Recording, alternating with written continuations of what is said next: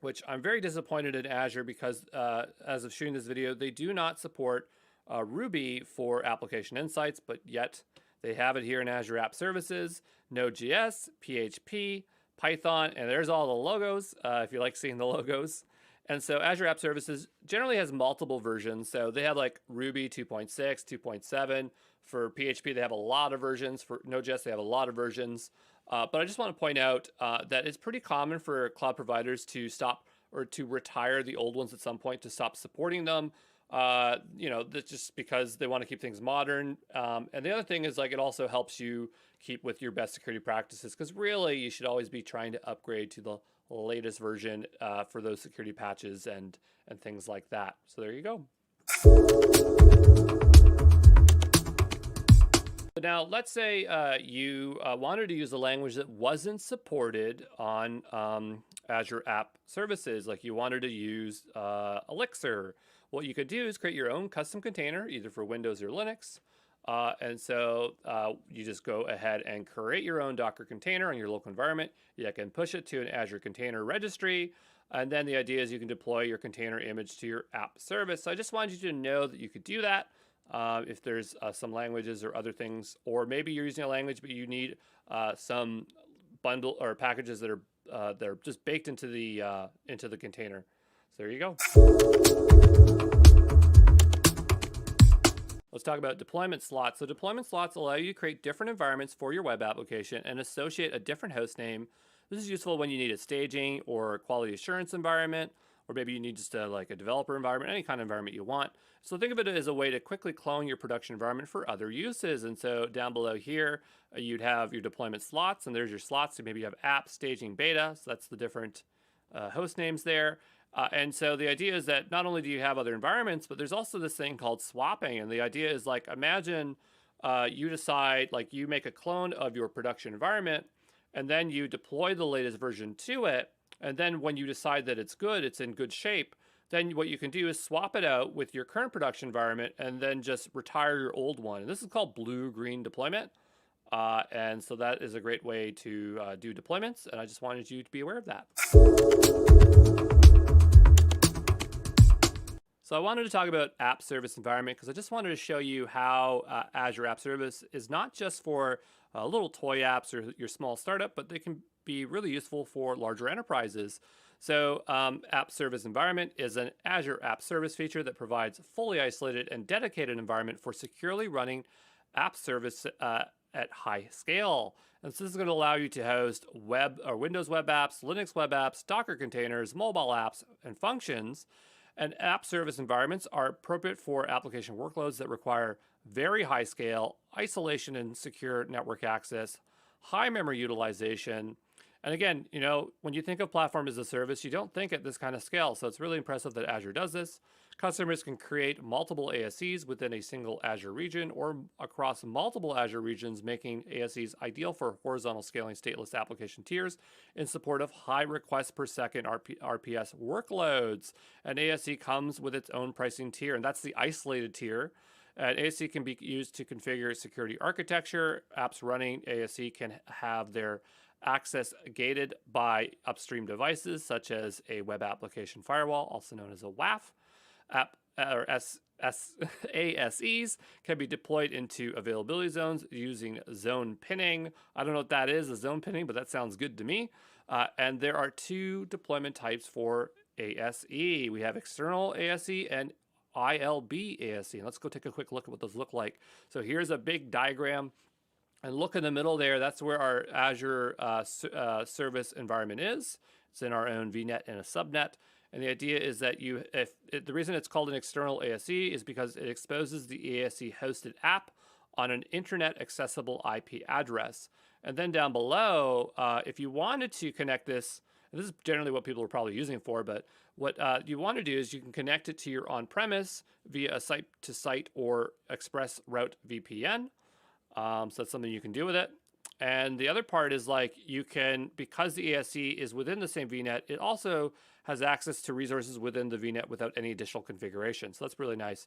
And then the second one here, it's exactly identical, but there's one key difference, and it has this ILB there. And an ILB stands for internal load balancer, and that is basically the only difference. So there you go. All right, let's take a look here at deployment for Azure App Services, and let's just first define deployment. So that's the action of pushing changes or updates from a local environment or repository into a remote environment. And Azure App Services has a lot of options for us, and that to me is the most powerful thing about Azure App Services, because it's easy to deploy a web app to a virtual machine backed by a database, but figuring out deployment is a very time-consuming and tricky thing, and Azure App Services gives us so many options, unbelievable amount of options. It is so great of them to do that for us. So we can run from a package, deploy zip or a RAR, deploy via FTP, deploy via Cloud Sync, deploy continuously from like GitHub, or use Azure pipelines, deploy using custom containers, using Docker Hub, Azure Container Registry, deploy from a local Git repo, deploy using GitHub Actions, deploy using GitHub Action Containers, or deploy with an ARM template. So we're not going to look at all of these, how they work, but let's look at a few of them so we just have an idea how robust of these options are. The first one we're going to look at is running from a package. And this is when files in the package are not copied to the www root directory. Instead, the zip package itself gets mounted directly as a read-only www route directory. So basically, all other deployment methods in app service have to deploy to the following directory. If you're on a Windows machine, it's going to be home site www root. If you're on Linux, it's going to be home site www root. And so, since the same directory is used by your app at runtime, it's possible for deployment to fail because of file lock conflicts. And for that reason, the app might behave unpredictably because some of the files are not yet updated. So this is the reason why you might want to create a package. It's just because it circumvents the issue of just replacing files in the folder. Another method is the zip and RAR deployment. This uses the Kudu service that powers continuous integration-based deployments. And Kudu is used for a lot of things, but it's an engine behind Git deployments in Azure App Services, and it's an open source project that can also run outside of Azure.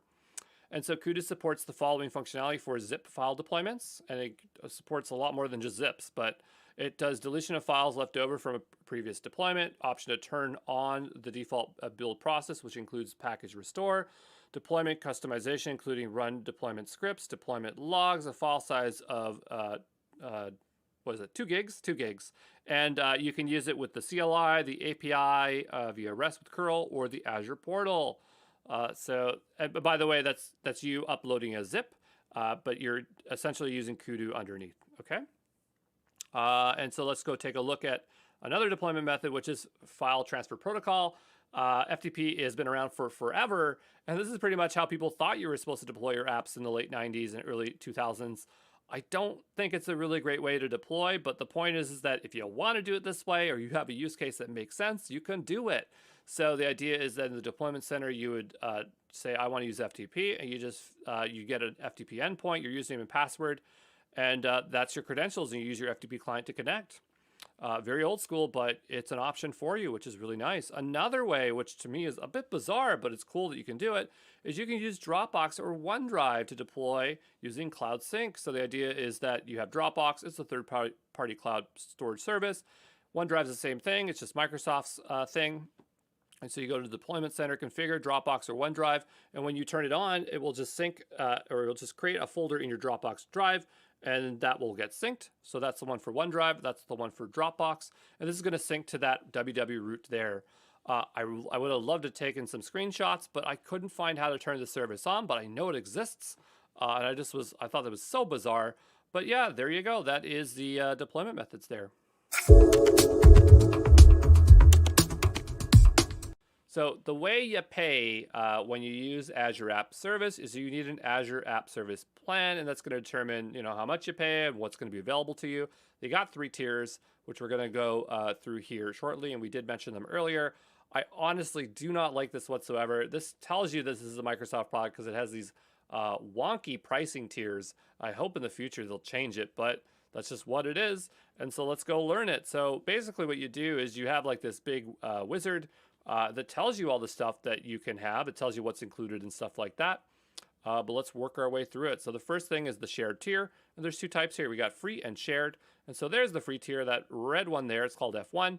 It gives you 1 gigabyte of disk space, up to 10 apps on a single shared instance, no SLA for availability, and each app has a compute quota of 60 minutes per day. So there you go, you get some free tier there. Then there's the shared tier. This provides up to 100 apps on a single shared instance, no SLA availability. Each app has a compute quota of 240 minutes per day.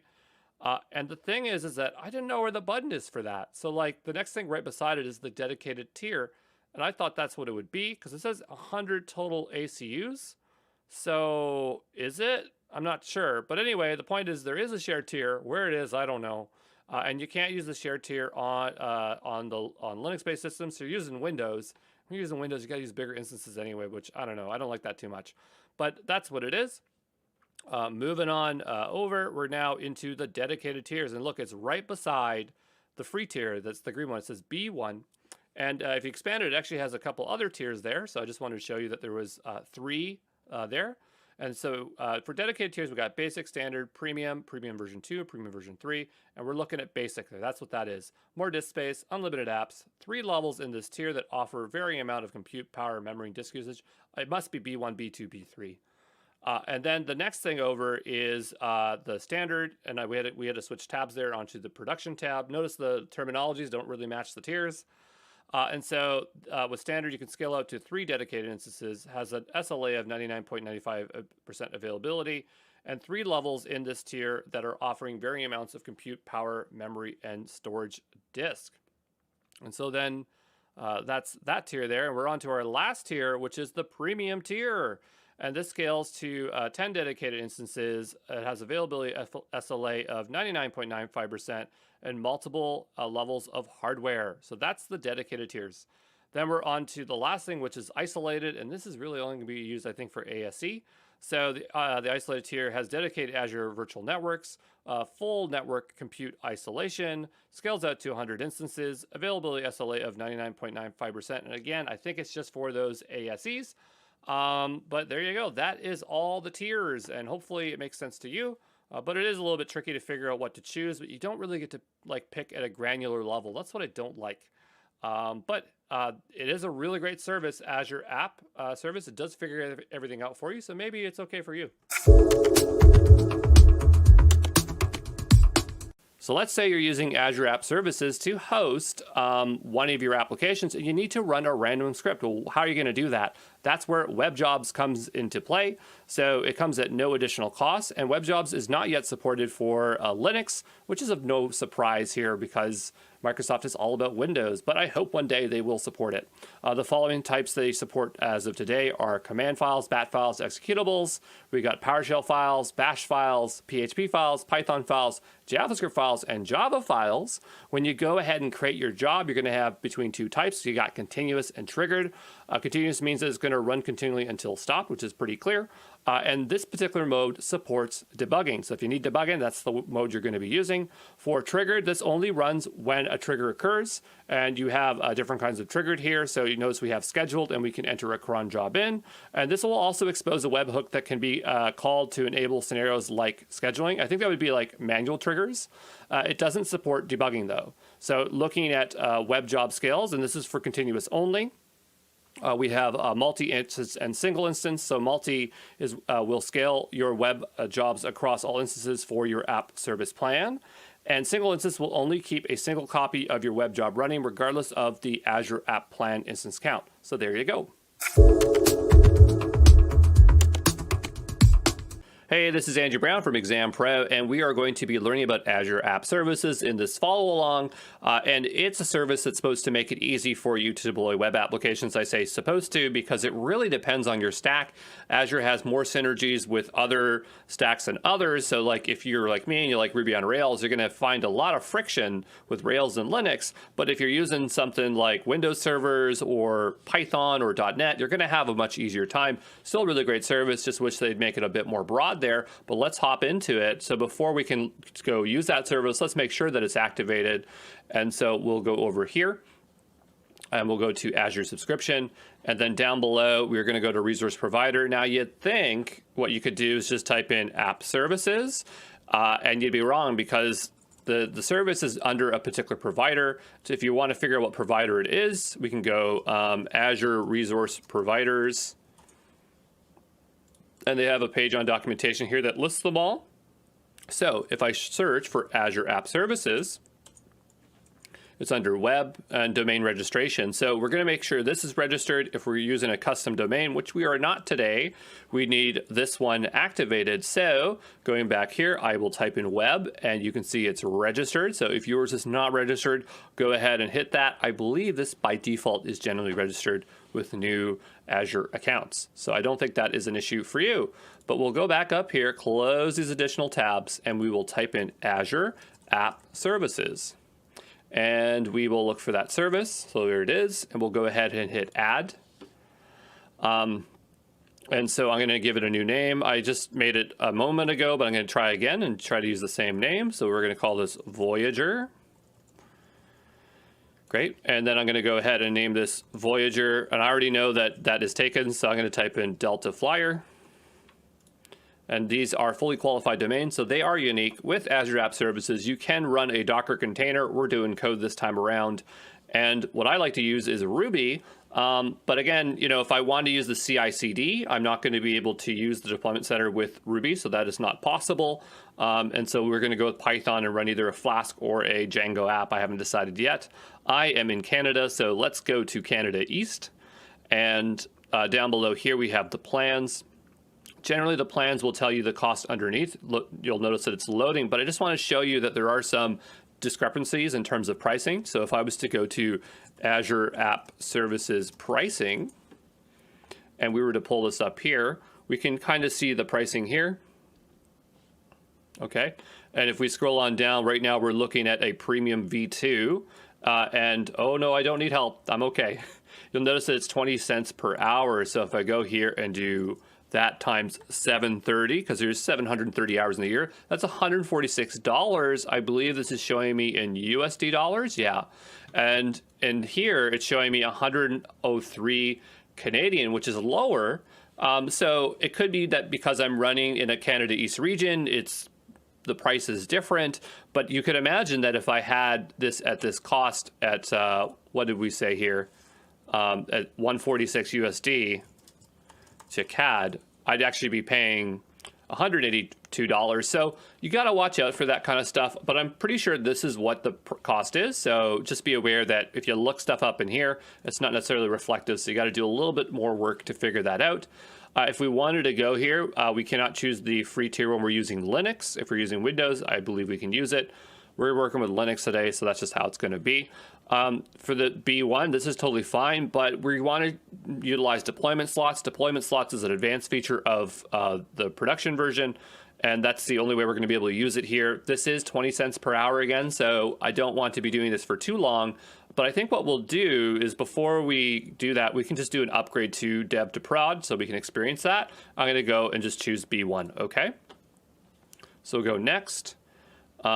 We do not need any application insights for the time being, and it will not let us, so it's okay. We'll go next, review and create. And we'll go ahead and create this resource here. And I will see you back when this is done. So our resource is now set up. We'll go to resource. And now that we're in here, you'll notice if we hit browse, we're not going to see anything because we do not have anything deployed, which makes sense, right? So we're going to actually have to go ahead and deploy something. So we are going to make our way over to the deployment center. And it's just going to tell us that we have yet to configure anything, and that's totally fine. We're going to go to settings. It'll give it a moment. And so the thing is that we're going to need something to deploy. I did not create an app, but the great thing is in the Azure documentation, they have a bunch of quick starts here. All right, and apparently they have one for Ruby as well, but today we are looking at Python. And so they actually have an example repository for us here, which is github.com, Azure samples, Python docs, hello world. And I mean, I could go make a repo for you, but we might as well just use the one that is already provided to us. So I'm just going to pull this up to show you what's in it. It's a very, very simple application. Even if you don't know anything about building web apps, I'm going to walk you through it really easily here, okay? So we're going to open up app.py. So we are using Flask. If you've never heard of Flask, it is a very minimal Python framework for creating web apps. Very uninspiring homepage here, but it gets the job done. It's going to create a default route for us, which we have there. We're going to call hello here, and we're going to have hello world. So that's all that's going on here. Very, very simple. And we have our requirements. This is our package manager. I don't know why Python uses txt files. It's very outdated to me, but that's what they use. And here we have Flask. All right. So we're going to use that repo. It's a public repo, so it should be very easy for us to connect. So we'll drop down, go to GitHub, and the next thing we need to do is authorize GitHub. All right, so I ran into a bit of trouble there because I could not authenticate my GitHub account, but you know what? I just made another GitHub account, so that made it a lot easier. I'm going to go ahead here, hit GitHub, and we're going to try to authorize it. And so now I'm logged into this new one called ExamPro Dev, and we'll go ahead and authorize this application, and we're now in good shape. This repository doesn't have anything in it, so if I want to clone something, I guess I'll probably have to fork that repo. So we'll give it a moment to authorize, and while that's going, I think that's what I'm going to do. I'm going to go and fork the example repo, if I can find the link again here myself. I believe it is. That's still authorizing over there. I'm still looking for it. So it was like examples or something. Samples or examples. All right, so I found a way around the problem. I just made a new GitHub account. So that's all I had to do. And I just won't be using my primary account until I get my phone back. But so what we'll do is go hit connect. I'll hit authorize. And it didn't prompt me because it already connected to this new one called ExamPro Dev. You might have to put your credentials in here.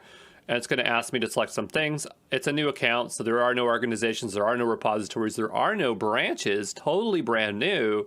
So what I'm going to need to do is get a repo in there. So we'll just go ahead and fork the Azure Samples one. So that is Azure Samples, Python, docs, hello world. And if I type that right, we're in good shape. I'm going to go ahead and fork this repository. I'll say got it. And then I'll move this off screen here. This is now cloned. You should see it cloned here. And we'll go back here. And this probably isn't live, so there's no refresh button here. So we'll have to hit discard. And we will give this another go here. And we will select our organization, which is our name. There's the repository. Should be main branch. It's kind of outdated. I'm sorry, but it's called master. That's what it is. Not my fault. That's Azure's fault, okay? And I think that's it. I don't know if we need a workflow configuration file. I don't think so. Just going to double check here. No, I don't think so. And what we'll do is we'll just go ahead and save that.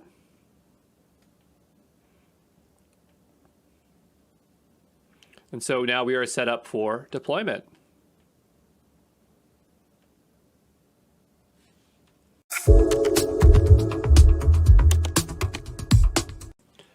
All right, so now that that's all hooked up, if we were to go to browse, we're actually still seeing the default page. A deployment hasn't been triggered just yet. So the way it works is it's using GitHub Actions. So if we click into our, I'm going to call it main branch. I know they got the wrong name, but we're going to click into our GitHub workflows. And then below here, we can see we have a YAML file. And this is for GitHub Actions integration here. And so what it's doing is it's specifying the branch, how it's going to build. It's going to run on Ubuntu latest. The steps it's going to do, it's going to check it out. It's going to set up the Python version. It's going to build it. It's going to do that stuff.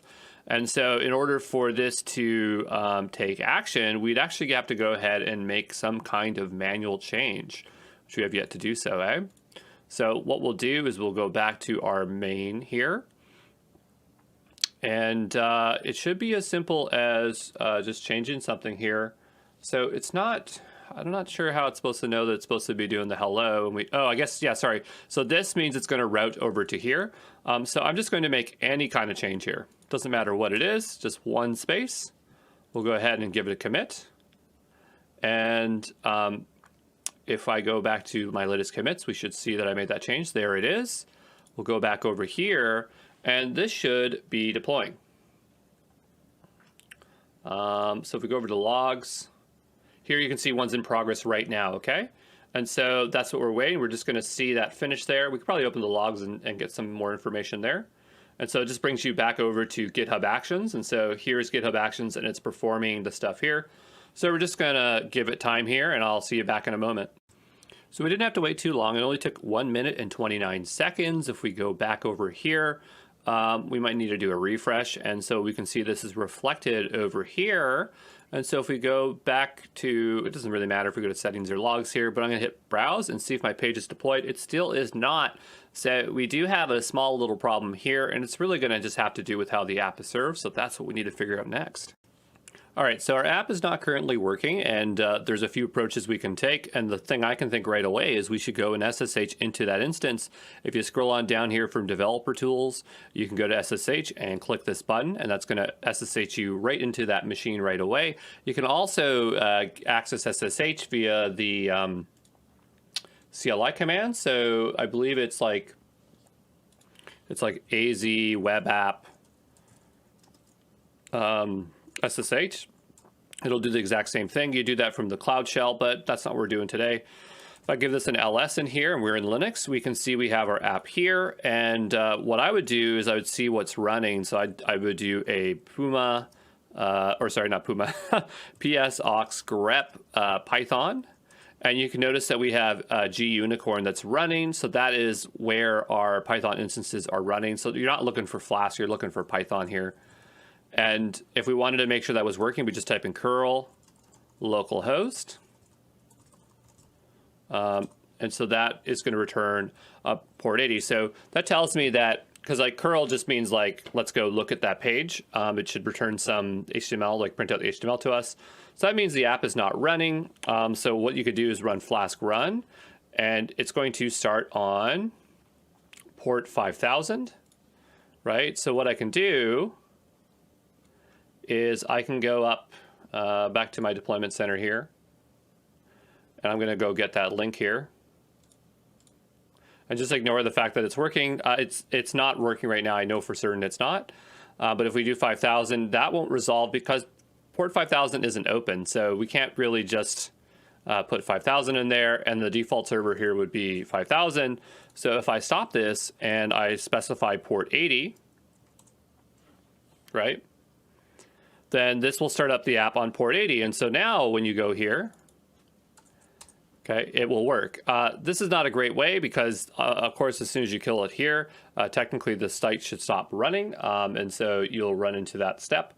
So what we need to do is provide a configuration to gunicorn, which is a Python thing. Again, it's not so important that you know how, like, what these things are, but the idea is that you understand as an administrator, you want to make sure you have an app that runs after you do a deploy.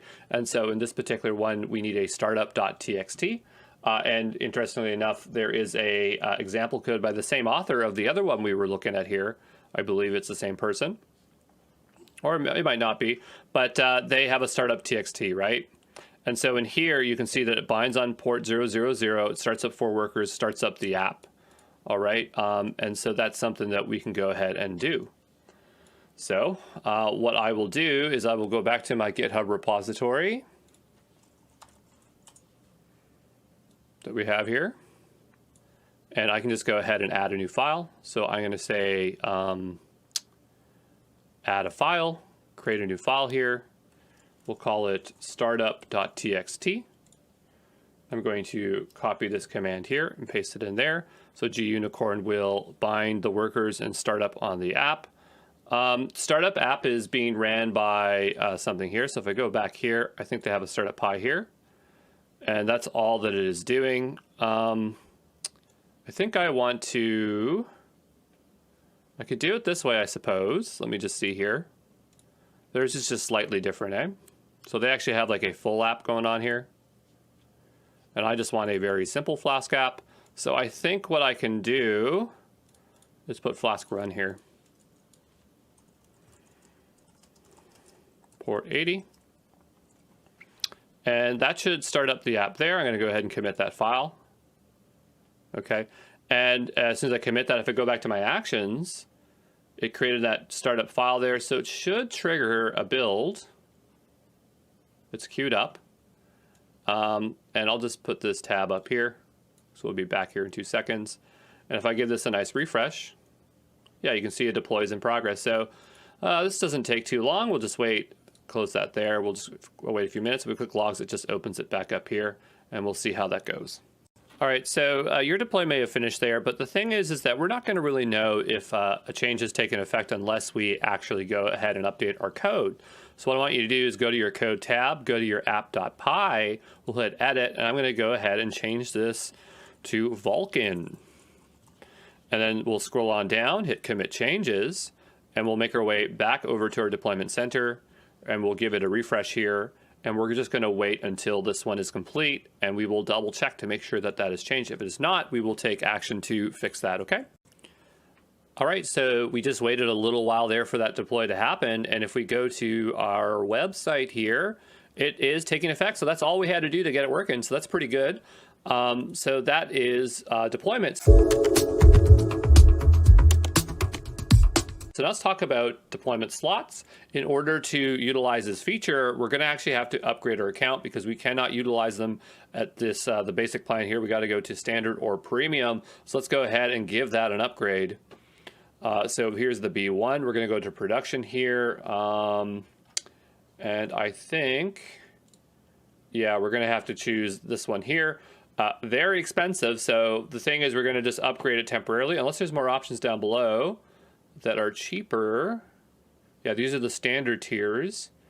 Let's go with this one here because it's only $80. Again, we're not going to be doing this for long, but I want to show you how to do staging slots and auto scaling, okay?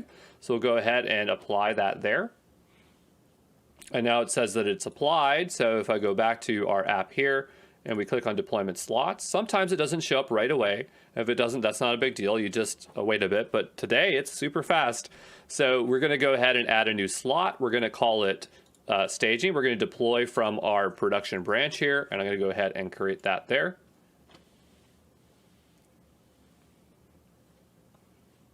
And we'll just wait until that's done, okay?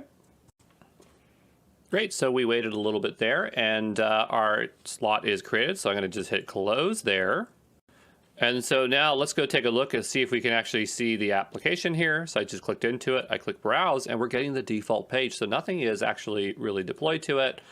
So how are we going to do that? That's the main question here. So what I'm going to do is I'm going to make my way over to the deployment center.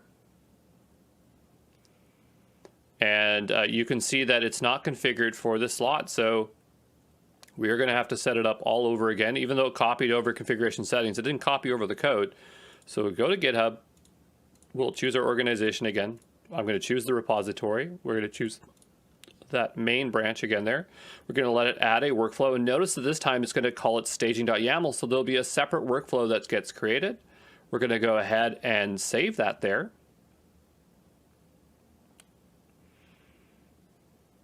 And what we can do is, again, click onto our branch name there. And if we click into our workflows, we'll now notice that we have a staging example. It's the same thing, but it should be able to now deploy. So the whole purpose of these deployment branches is that it helps us, we can deploy different versions of our apps, but it also, it's just a place where we can view things before we actually roll them out. So we want to make sure 100% that they are working correctly. I don't think this will automatically push out. Let me just go to my actions to see if this is deploying. Notice that we have two workflows now. We have staging here. And yeah, it looks like it's going to deploy here, so we'll just wait a little bit. But maybe what we can do is try to have a slightly different version for each one here, okay? But we'll just let that finish, and I'll see you back in a moment. All right, so our deploy finished there. So now if we go back to our website here, we go browse, we should see that application. It says Hello Vulkan. And if we go and take out this, we still have Hello Vulkan. So how can we have a variant of this so that we can push out to that? So what I'm going to do is I'm going to go back to my application here. I'm going to go to code, and I'm just going to make a minor change. I don't say also, is that spelled right? Startup? Doesn't look correct to me. So maybe I'll go ahead and adjust that file, but it doesn't seem to be affecting anything, which is, I'm a bit surprised there. So what I'll do is I'm going to go and edit that file and give it the proper name. Can I rename this file? Yes, I can. So we'll call that startup file. I thought we needed that for deploying. I guess it just works without it, which is nice. If we go back here, I'm going to go, and I actually just want to edit my app here again. And I'm going to go and edit this. And we'll say, hello, Andoria. Or hello, Andorians, maybe. And so if I go back to my actions, the question, what is it deploying? Is it going to deploy the production or the staging? And it looks like it's going to do both. Looks like it's doing both here. The one way we could tell is we can go to our logs here, and we can see that, so we did 2 deploys, so there's one change here. If we go back to our main application in our deployment center here, and we go over to our logs, you can see that they're both deploying. So it doesn't seem like it's a great thing that that's how it works. So the question is then how would we facilitate that deploy, right? How could we do that? I suppose what we could do is just make a separate staging branch. So if I go over to code here, I don't think we can just make branches through here. So what I'm going to have to do is go ahead and, oh, I can create a branch right here. So we'll just type in staging, and we'll go create ourselves a new branch. And now we are in this branch. And what I'm going to do is go ahead and modify this. And we're just going to call this hello Klingons. Okay. We'll go ahead and update that. And so this should be a separate branch. So you think what we could do is go in and just change our settings so that it deploys from that one. We'll go back to our deployment slots. We'll click into staging here. And we need to change our configuration settings. I think we could just do it from here. Hold on here. I could have swore it specified the branch. If we go to deployment center here, I think it's set up on that other branch there. I think we just adjust it here. So yeah, I think we could just adjust these settings. We can't discard them. But maybe what we can do is just go in and modify that file. So we will go into our code here, and we will go ahead and click into here, go into staging, and we'll just change what the branch is called. So we'll just say staging.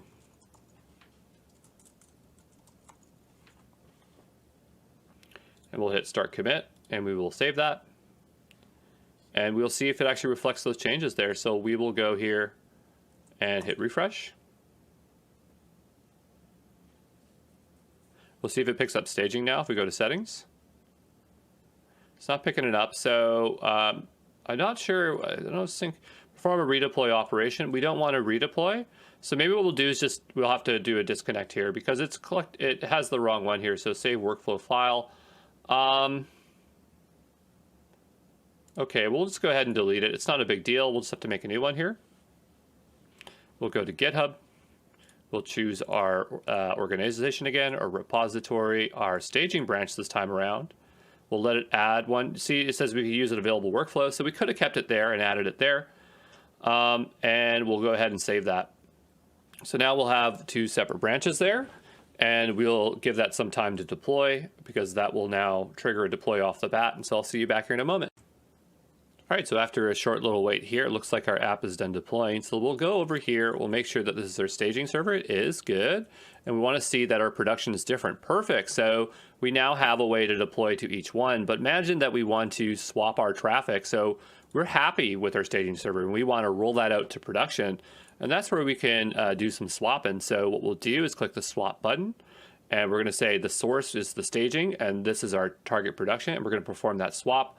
Right now we can't do a preview because we don't have a particular setting set. That's okay.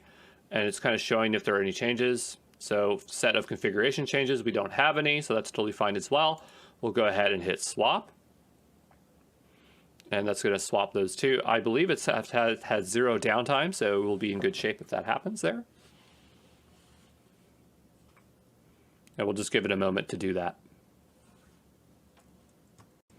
Great, and so after a short little wait there, the swap is complete. And so if we remember clearly, this was our production, right? And so if I was to hit refresh, So now say Klingons, and if I go to my staging server, it should be the other way around, right? Good. So now imagine that I want to just split the traffic. That's something else that we can do. So notice over here we have these percentages here. I'm not sure why it won't let me change those. So maybe I'll have to look into that. So I'll be back in So I'm not sure why it's not showing us that traffic slot there, but what I'm going to do is just maybe try to trigger a deploy back into our staging, and maybe that's what it wants to see. So what I'm going to do is go back to my code here. We would be in our staging branch here. I'm going to go ahead and edit this file here, and we will just change this to Bajorans. And we will hit update, and we will let that go ahead and deploy. So if we go to actions here, we can see that it is deploying, and we'll just give it some time. Okay, so I'll see you back here in a bit. I mean, the other reason could be that we're just not at the main level. Hold on here. If we go back here to deployment slots, you know what? I think it's just because I was clicked into here and then I was clicked into deployment slots that they're both grayed out. Yeah, it is. So we can actually do it that top level there. Doesn't hurt to do another deploy though. So we'll just wait for, I'll wait for that deploy to finish, and then we'll come here and adjust that there. Okay. All right, so let's take a look at doing some traffic switching here. So right now, if we were to go to our production, we have Klingons. And if we were to go to our staging, we have Bajorans. So imagine that we only want 50% of that traffic to show up. So what we can do is put in 50%. And what I'm going to do is, do I hit enter here or, oh, sorry, save up here. There we go. And so what's going to happen is this should take effect, I think, right away. Yep. And so now we have 50% chance of getting something else here. So I'm just going to keep on hitting enter here. If that doesn't work, we can try an incognito tab. And there we go. We got the opposite there. And so this is serving up staging, right?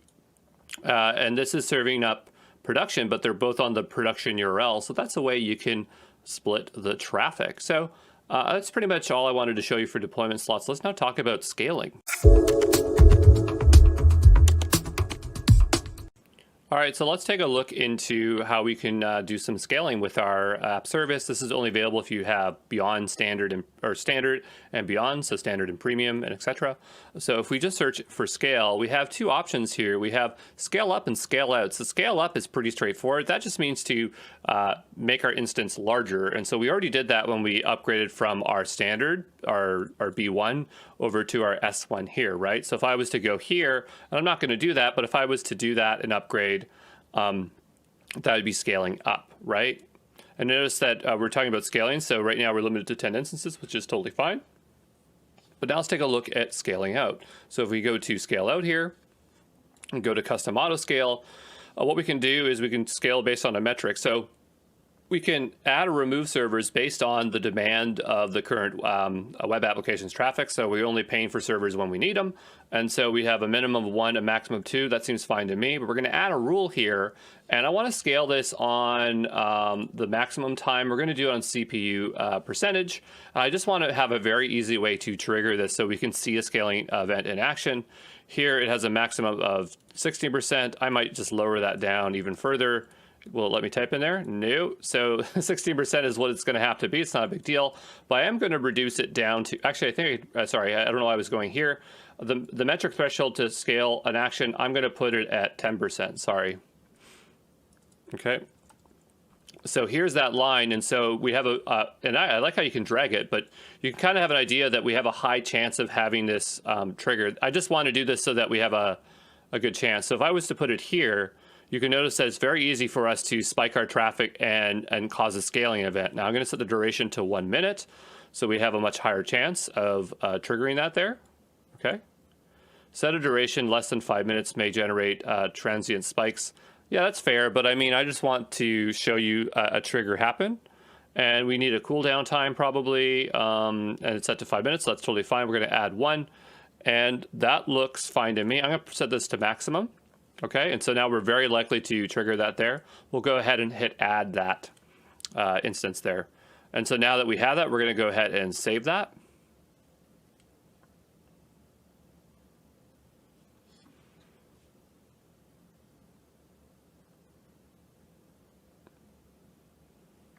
And so now that that's there, what we want to do is actually trigger a scaling event. And so where we're going to see that is under the monitoring tab. So if we go to monitoring,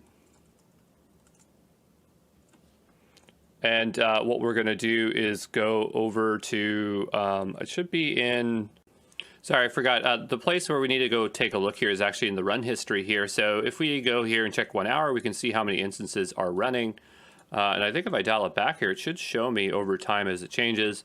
We do have a scale up event that has happened, which happened, I guess, 4 minutes ago. So I guess it gives you kind of an idea of how many instances are running, which right now are 2. So maybe our maybe our scaling event is not in the best use case there because it's happening too frequently. So what I'm going to do is go ahead and modify that scaling rule. And so I'm just going to go back and click here, and maybe we'll just make it so it is less aggressive. So what I'm going to do is just change it so it's over the duration of 5 minutes. And I'm going to just put it right above here so that it goes back to 1. Okay. And we'll go ahead and save that. And so now if we go back to our run history here, it still shows that it has 2, as you can see here, but I want to see this drop back down to 1. So it's going to check every 5 minutes or within the span of 5 minutes. So what I'm going to do is just wait here, and I'll see you back in a bit until we see a scaling action happens here, okay? Yeah, I'm just sitting here waiting for it to scale down, and I don't see it going, so it makes me think that I need to go ahead and set a scale down action. Let's take a look at the one that we currently have. So this one is set, oh, you can see it's still spiked. We don't even have anything going on here, but what I'm going to do is just be really aggressive here. And I'm going to say when it's 50%, okay? And so here, we'll go back here and I'll save that. And I just wanted to see if it scales down. I shouldn't have to set a scale down action, it should just go.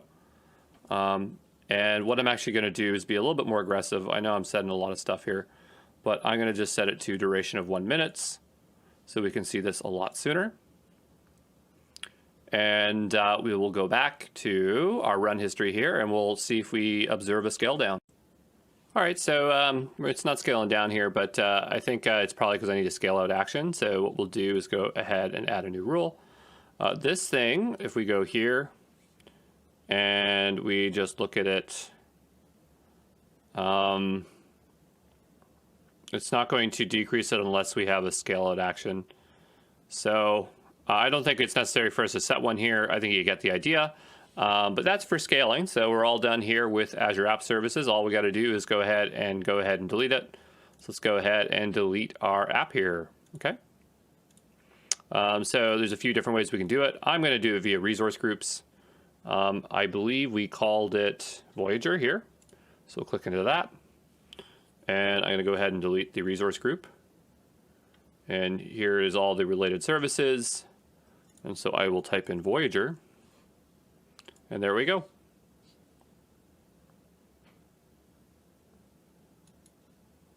Great. And so, yeah, there we go.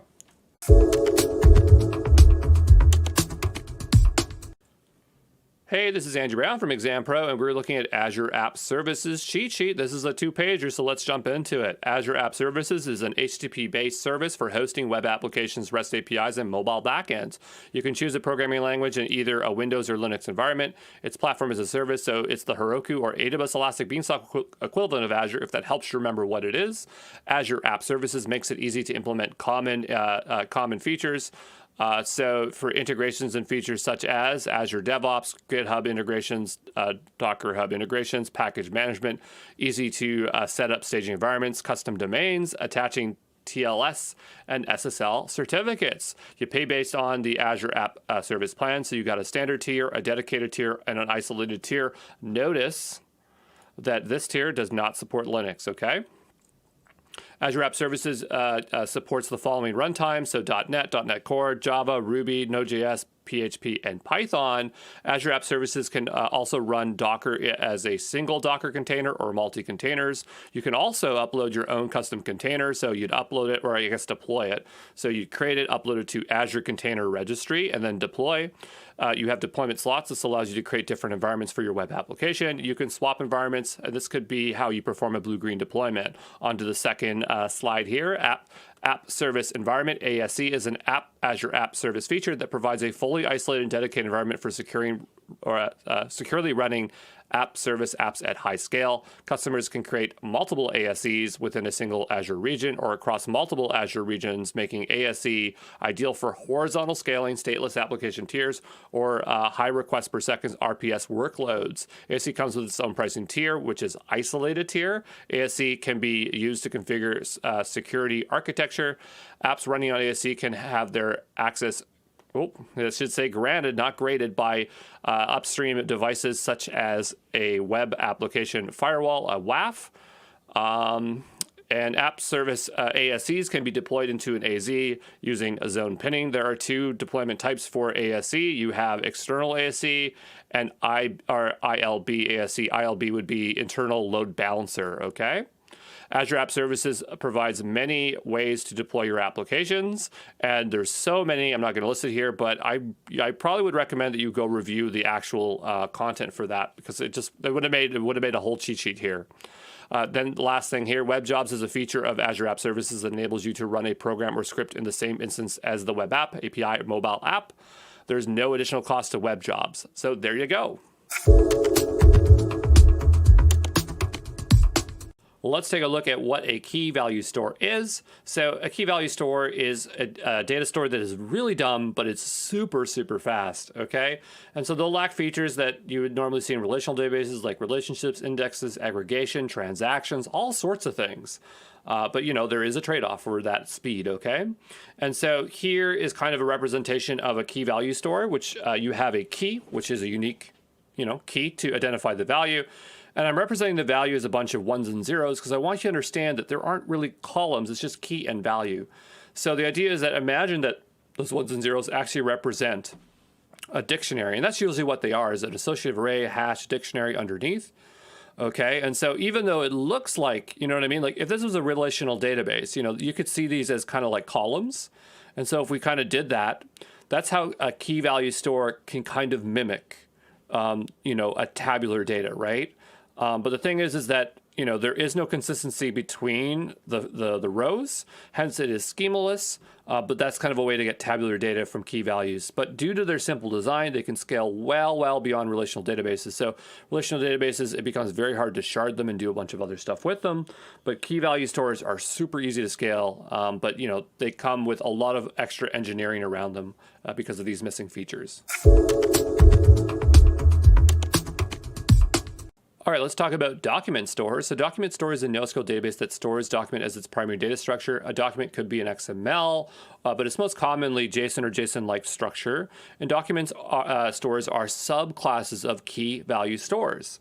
So the components of a document store compared to relational database looks like this. So the idea is that you have tables is now collections, rows are documents, columns are fields, indexes are still the same name, and when you do joins, they're called embedding and linking.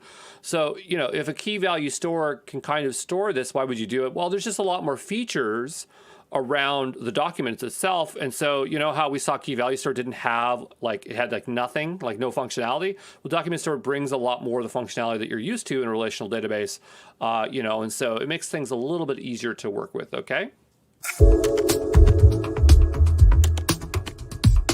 All right, let's take a quick look here at MongoDB, which is an open source document database which stores JSON-like documents, and the primary data structure for MongoDB is called a BSON. So a binary JSON is a subset of JSON, so its data structure is very similar to JSON, but it's designed to be both efficient and storage in both storage space and scan speed compared to JSON.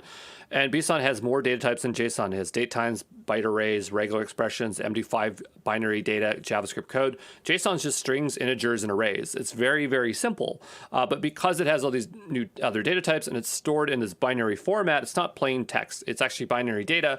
That's the reason why the storage space and the scan speed is so fast. Now, if you were to use JavaScript to perform an operation like, say, insert data, this is what it would look like. So you have kind of an idea that you're inserting items into a collection there, okay? Just to list out some features of MongoDB, it supports searches against fields, range queries, regular expressions. It supports primary and secondary indexes. It's highly available. Its high availability can be obtained via replica sets. So replica to offload reads or access standby in case of failover. MongoDB scales horizontally using sharding. MongoDB can run multiple servers via load balancing. MongoDB can be used as a file system, which is called GridFS, with load balancing and data replication features over multiple machines for storing files. MongoDB provides 3 ways to perform aggregation. Grouping data, and aggregation is just grouping data to return a query. So aggregation pipeline, MapReduce, single purpose aggregation. MongoDB supports fixed collections called capped collections. MongoDB claims to support multi-document ACID transactions. So MongoDB, when it first came out, did do all this stuff, and people complained about it, like it being very hard to scale, but now it's a lot easier to use. So, you know, MongoDB is something that is a more popular option nowadays than it was a few years ago. So there you go. All right, let's take a look here at what a graph database is. So a graph database is a database composed of data structures that use vertices, nodes, or dots, which form relationships to other vertices via edges, arcs, and lines. So some use cases here: fraud detection, real-time recommendations engines, master data management, network and IT operations, identity and access management. And there's a lot, they're saying like it's really, really good for that. IAM, something I want to look into later. Traceability and manufacturing, contact tracing, data lineage for GDPR, customer 360-degree analysis, like for marketing, product recommendations, social media graphing, and feature engineering for ML. So let's just kind of break down, you know, the little components here. So what you'd have is a node, and a node can contain data properties, and then through that it would have a relationship through an edge, and that relationship can have a direction and also data properties on it. And so it's a lot more verbose like than a relational database, and also just how it can point to stuff. So super useful for particular use cases. Let's take a look here at Azure TinkerPop, which is a graph computing framework for both graph databases, OLTPs, and graph analytic systems, OLAPs. So TinkerPop enables developers to use a vendor-agnostic distributed framework to traverse, query many different graph systems. They'll always say traverse because there's so many, it's a tree, right?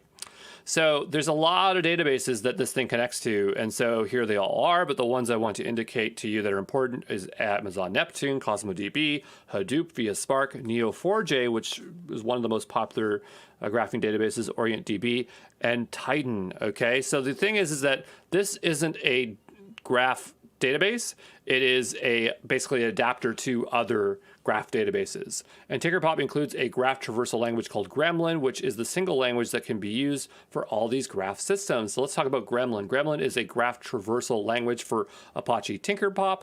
And so it looks like this. And sometimes, you know, like even without TinkerPop, and I think this is with CosmoDB, that they'll support this language by default. So you don't necessarily need to have TinkerPop to work with some databases, but it's great to have that service or like the framework if you need it. So Gremlin is designed to write once and run anywhere, WORA. Gremlin traversal can be evaluated as a real-time query, so LLTP, or a batch analytics query. So over here, it's just kind of showing you these are the OLTPs, graph databases over here, and then on the right-hand side, we have OLAPs, okay? And so Gremlin hosted language embedding means you can use your favorite programming language when you write Gremlin, okay? So there you go. Hey, this is Andrew Brown from Exam Pro, and we are looking at Azure Tables, which is a type of storage for NoSQL key value data store within the Azure storage accounts. Azure Tables stores non-relational structured data with a schemaless design, and there are 2 ways to interact with Azure Tables: through the Table Storage API or Microsoft Azure Storage Explorer, which I find is the easiest way to interact with it. So just kind of looking at Storage Explorer there, if you wanted to add an entry, you'd have to provide a partition key, which is a unique identifier for the partition with a given table, and a row key, a unique identifier for an entity within a given partition. And so you have all your data types here. So we see string, Boolean, binary, data type, double GUID, int32 and int64. If we wanted to query, you'd have to query along the partition and row key. So you could also do some additional filtering here. So just notice here that you have your partition key, you put in your value like Klingon and Worf, and then this is just additional properties you added. A lot of times the way these key values work is that this will return the results, like all the results, and then server side, and then client side, these will be filtered client side. I don't know if that's the case with Azure Table, but that's generally how these things work. And so there you go. Hey, it's Andrew Brown from Exam Pro, and we are looking at CosmoDB, which is a service for fully managed NoSQL databases that are designed to scale and be highly performant. So CosmoDB supports different kinds of NoSQL database engines, which you interact via an API. So we have the Core SQL, which is their document data store, their Azure CosmoDB API for MongoDB, their Azure Table, and Gremlin, okay? And this will be using probably Tinkerpop.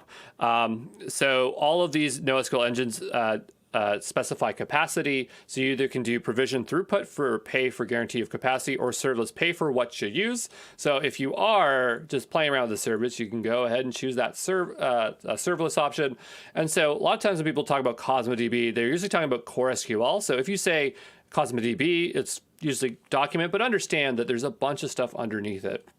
Now, if you want to start viewing data and making stuff and playing around with it, you'd use the CosmoDB Explorer, which is a web interface that you can find at cosmos.azure.com. So after you made your CosmoDB cluster or container, whatever they call it, then you could go access your database. So here we have the SQL API.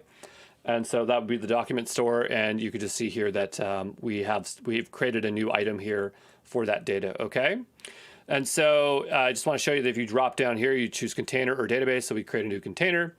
Also, if you are in Azure, it looks like they just have it here under the Data Explorer tab. So it's the same thing.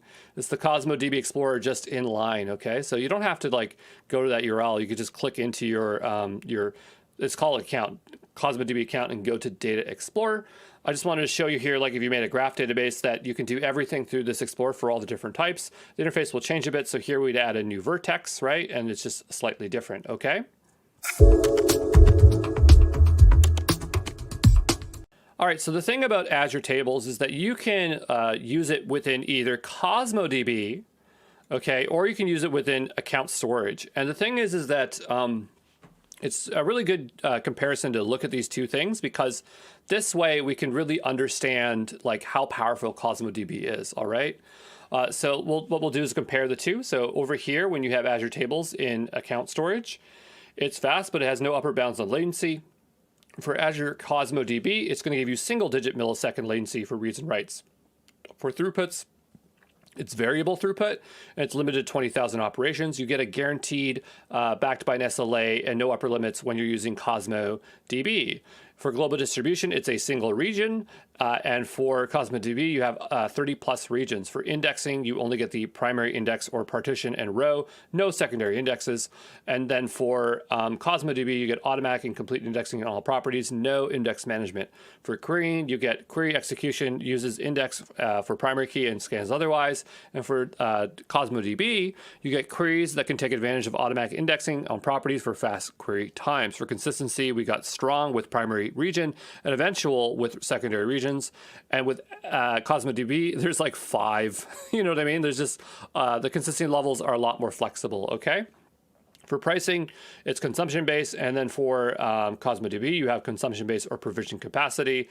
For the SLAs, it's 99.99% availability, and here it's backed by an SLA, but some conditions it does not apply, okay? So, you know, hopefully that shows you that CosmoDB like is very performant, is globally available, single-digit millisecond, and I really feel like this is to compete with AWS DynamoDB, because it sounds so similar to DynamoDB. But yeah, there you go. Hey, this is Andrew Brown from Exam Pro, and we are on to the Azure Tables and Cosmos DB cheat sheet for the DP900. I want to point out something that I'm sure you already know about, but in the course, I spelled Cosmos DB without the S, like everywhere. And I'm not going to go back and fix that, but I know I'm going to hear like never the end of it for like the next year, okay? So let's start at the top here. Azure Tables. It's a key value data store, can be hosted on either Azure Storage Account Storage. It is designed for a single region and single table, can be hosted on Cosmos DB. And when it's hosted here, it's designed for scale across multiple regions. Cosmos DB, a fully managed NoSQL service that supports multiple NoSQL engines called APIs. Why they didn't call them engines, I don't know. Core SQL API, this is the default one. It's a document database. You can use SQL to query documents. And when people are talking about Cosmos DB, that's what they're talking about, the document database, the default one, okay? Graph APIs, a graph database you can use with Gremlin to traverse the nodes and edges. MongoDB API, a MongoDB database. It is a document database. Tables AI, it's just Azure Tables key value, but within Cosmos DB. Apache Tinkerpop, an open source framework to have an agnostic way to talk to many graph databases. They probably won't ask you about Tinkerpop on the exam. Gremlin, graph traversal language to traverse nodes and edges. You definitely need to know what Gremlin is and be used to seeing what it is, like identify what it looks like. MongoDB, an open source document database. And the way it works is it has its own data structure, its document structure called BSON, which is binary JSON, and a storage and compute optimized version of JSON introduces new data types. Cosmos DB Explorer, a web UI to view Cosmos databases, and there you go.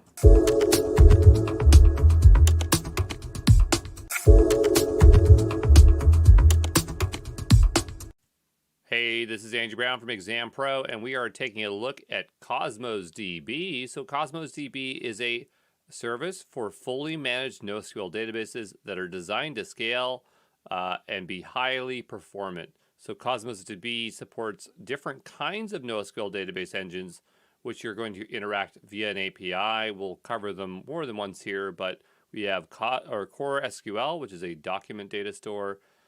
Azure's Cosmos DB API for MongoDB, which is another kind of document data store. Azure Table, which is the old Cosmos DB that still sticks around, which is a key value data store. We got Gremlin, which is a graph data store based on Apache Tinkerpop. That's why we were covering it earlier in this course here. And all of these NoSQL engines specify capacity. So we have things like provision throughput. So you pay for a guaranteed amount of capacity, or you have a serverless option. So you pay for what you use. So that's an option that you can choose there. Let's just talk about some of the main advantages of using Cosmos DB, because Azure really likes you to use Cosmos DB because they consider it like one of their flagship database products. So it integrates with many Azure services like Azure Functions, AKS, Azure App Services. Integrates with many different database APIs like Core SQL, MongoDB, as we saw, Cassandra, as we saw, Gremlin, as we saw. There's SDKs for a variety of languages, .NET, Java, Python, Node.js. Not Ruby, so I'm not sure if I'm going to be using it anytime soon, but there's a lot of different SDKs there. It has a schema-less service that applies indexes to your data automatically, resulting in fast queries. You get a guarantee of 99 to the 3 nines of availability there. We have data replication between Azure regions, and this is all automatic. Data protected with encryption at rest and role-based access controls, RBACs. It auto-scales. It provides a way to handle a variety of different workload sizes. So you can see that there's a lot of advantages of using Cosmos DB. So something that's very interesting about Cosmos DB API is that it's kind of like an umbrella service for a bunch of different types of databases. And this is this can be confusing for someone that's coming from AWS or GCP, where like AWS has DynamoDB, and all it is a document database, where Cosmos DB supports a variety of different kinds. And so when you first create your Cosmos DB database, you have to choose an API. And so we'll just walk through the different types of APIs here and just give you some information around them. So the first one, and this is the default one, is Core SQL API. So it is a document database, but it's interesting because it allows you to use an SQL or SQL-like language. And so this is quite popular because one of the challenges of using a document database is that normally you don't get to use SQL. But with Cosmos DB, you do, and so that is something that's really nice. Then you have Azure Table API. This can be a bit confusing because when Cosmos DB, before it came out, there was just Azure Table. And so Azure Table basically is just a key value store, and you access that through Azure Table storages, like through storage accounts. But then they decided to make Azure Table to be more of a document database and to make it highly resilient and highly available and highly redundant. And so basically, Core SQL API is like the version 2 of Azure Table API, but this one still exists because it's very cost effective. So if you don't need a lot of redundancy and you just need a key value store, you need something very inexpensive, you can use Azure Table API. But even though you don't really access it through Cosmos DB, it still is part of the Cosmos DB product because it was the first iteration or version of it. You have MongoDB API, and so this is it's not MongoDB, I don't think, underneath, but it's compatible with MongoDB. So the idea is that if you need MongoDB, this is where you're going to spin that up. Same thing with Cassandra. If you need Cassandra, you would spin that up as well. And this is going to use the Cassandra queried language. And so that is something that is there. Then you have Gremlin API. So this would allow you to use a graph database. But you can see these are really, really different things. And it is a bit confusing, but that's just how Azure likes to organize their services. So hopefully that clears that up for you, okay?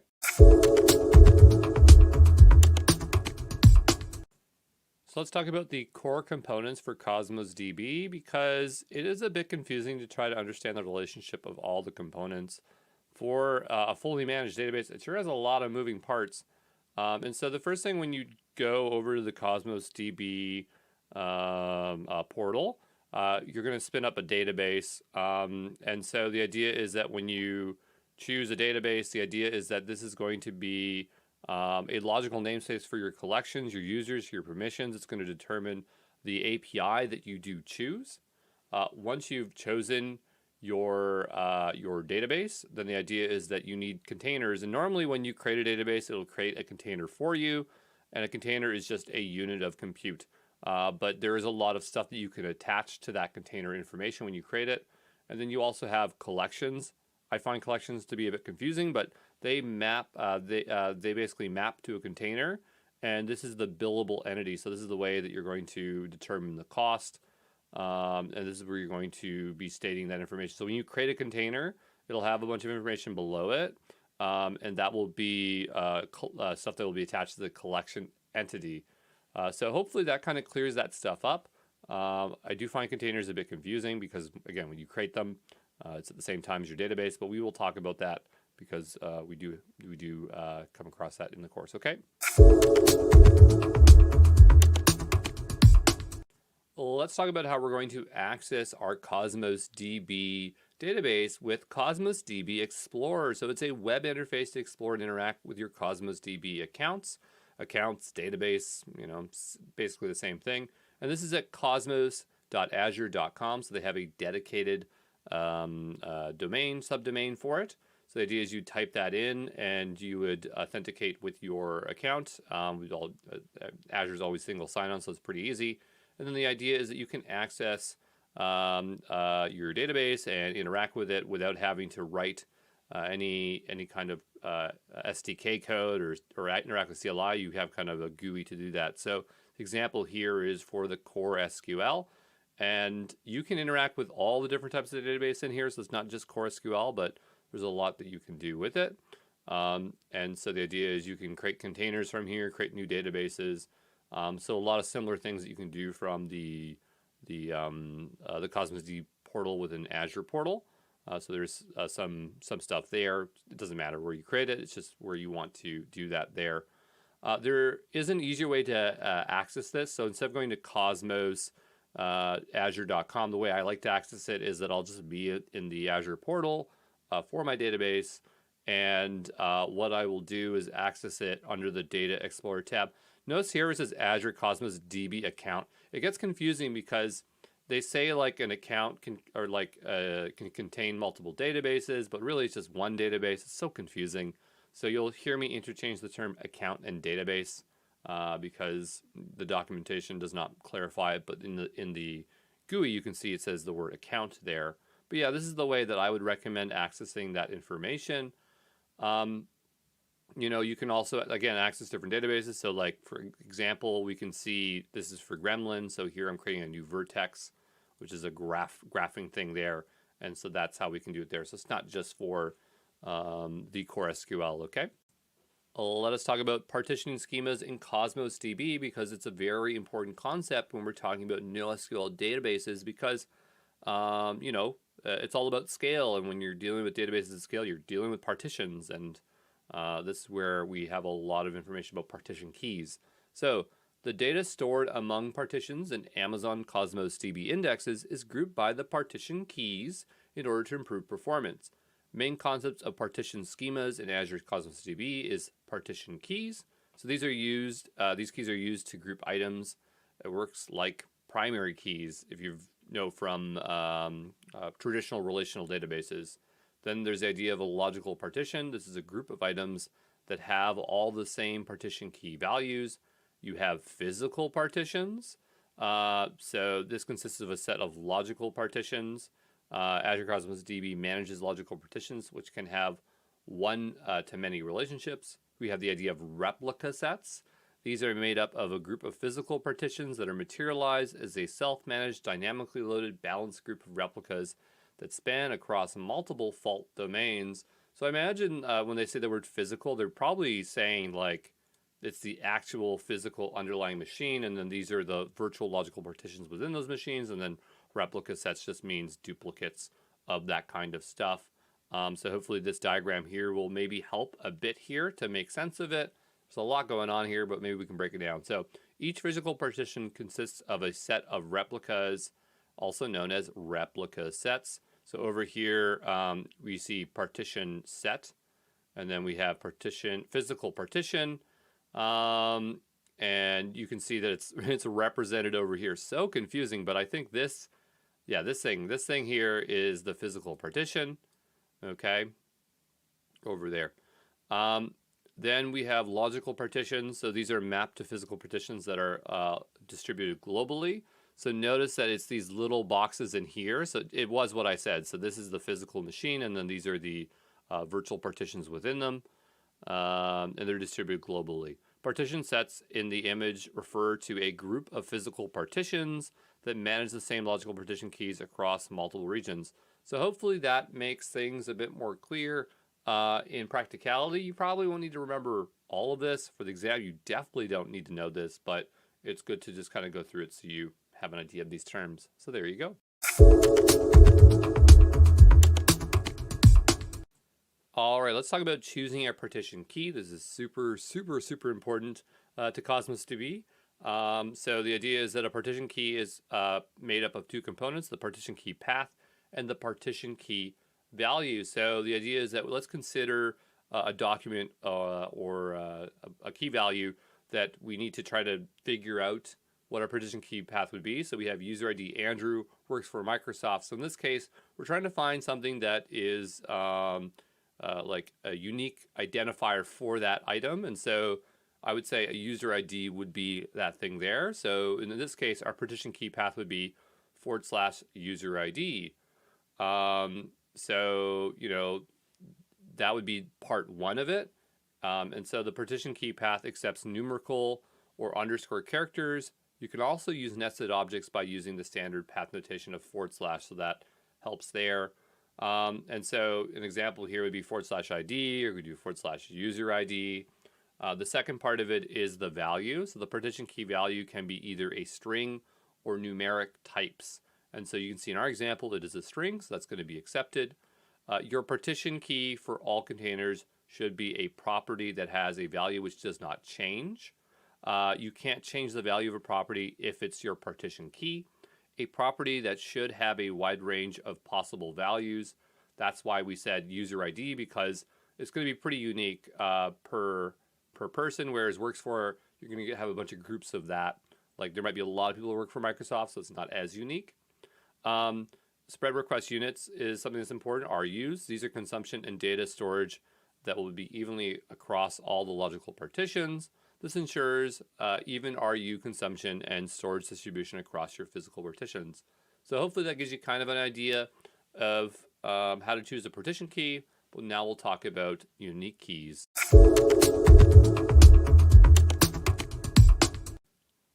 So unique keys provide developers with the ability to add a layer of data integrity to their database. By creating a unique key policy, when a container is created, you ensure the uniqueness of one or more values per partition key. And a unique key is scoped to a logical partition. So if you partition the container based on the zip code, you end up with duplicated items in each logical partition. So in the example here, you can see our partition key is going, or sorry, our unique key is based on the first name, the address zip. Okay, so two different values there. So because if you had first name, there might be a bunch of Andrews, right? And if you want to guarantee that there's only a single Andrew, you might scope it based on postal code or zip code. You can't update an existing container to use a different unique key, so you really do have to plan ahead to make sure you choose the right thing. A unique key policy can have a maximum of 16 path values. Path values being, I believe, the separation of the comma. Each unique key policy can have a maximum of 10 unique key constraints or combinations. So there's that. When a container has a unique key policy, the RUs charged to the create, update, deletes an item are slightly higher. I know we haven't talked about RUs yet, but we will get to it in the course here, so just hold on. Unique keys aren't case sensitive, so just consider that as well. So there you go. All right, now it's time to talk about Cosmos DB containers, because without containers, we don't have really any compute to run these databases on, and we do talk a bit about containers here. So Azure Cosmos containers are useful for scalability in Azure Cosmos DB, both in terms of storage and throughput. They are beneficial when you need a different set of configurations for each of your Azure Cosmos DBs because they allow you to customize each container individually. So Azure Cosmos containers have some container-specific properties, and those properties, which can be system-generated or user-configurable, vary according on the used APIs. So the idea is when you first create a database, you actually have to create a container with it. So notice here, we'll create a new one. And then we have a bunch of options here, which that's what we're going to be talking about, is all these options around containers. So the properties of Cosmos DB containers, there are ones that are system-defined properties. And depending on which API you use, some properties might not be directly exposed. So the example of those system-defined properties are here. So you can see them underscored, like underscore rid, underscore etag, underscore ts, underscore self, the ID. And so notice here that these are all system-generated. This is user configurable. And it's going to vary based on these. It looks like it's mostly just SQL API, and then the IDs on all of them there. But just to read through this quickly, we have unique identifier for the container, the entity tag used for optimistic concurrency control, the last updated timestamp of the container, the addressable UI for the container, the user-defined unique name for the container. And there's more than these, but these are the ones that I just picked out to show you here. But next, let's talk about capacity for containers, okay?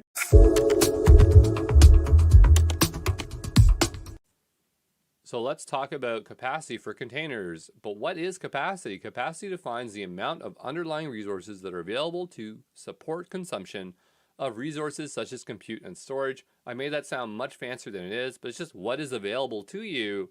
So like, how much compute can I use? How much storage can I use? And Cosmos DB has two capacity modes. This is no different than, similar to DynamoDB, but there are other ones called on-demand. It's not called serverless. But we have provision throughput and we have serverless, and you're going to choose between those two options. But let's talk about what is different here. So for provision throughput, for each of your containers, you provision some amount of throughput expressed in RUs, request units per seconds.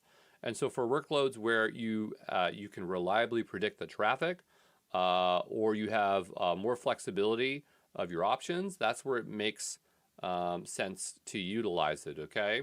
For serverless, this is where you can run your database operations against your containers without having to provision any capacity. This is great for low or small workloads, or for unpredictable spikes in traffic. It's easy to configure, but has some limitations. So Provision throughput makes sense at scale. Serverless makes sense when you are getting started, or you're just finding that it's just easier to manage. But you're going to really have to decide between those two options, which is what we're going to look at here. So just to kind of break down some additional options between these two, when we're talking about geo-distribution, for provision throughput, you can run it in unlimited regions, where serverless you can only run in a single region.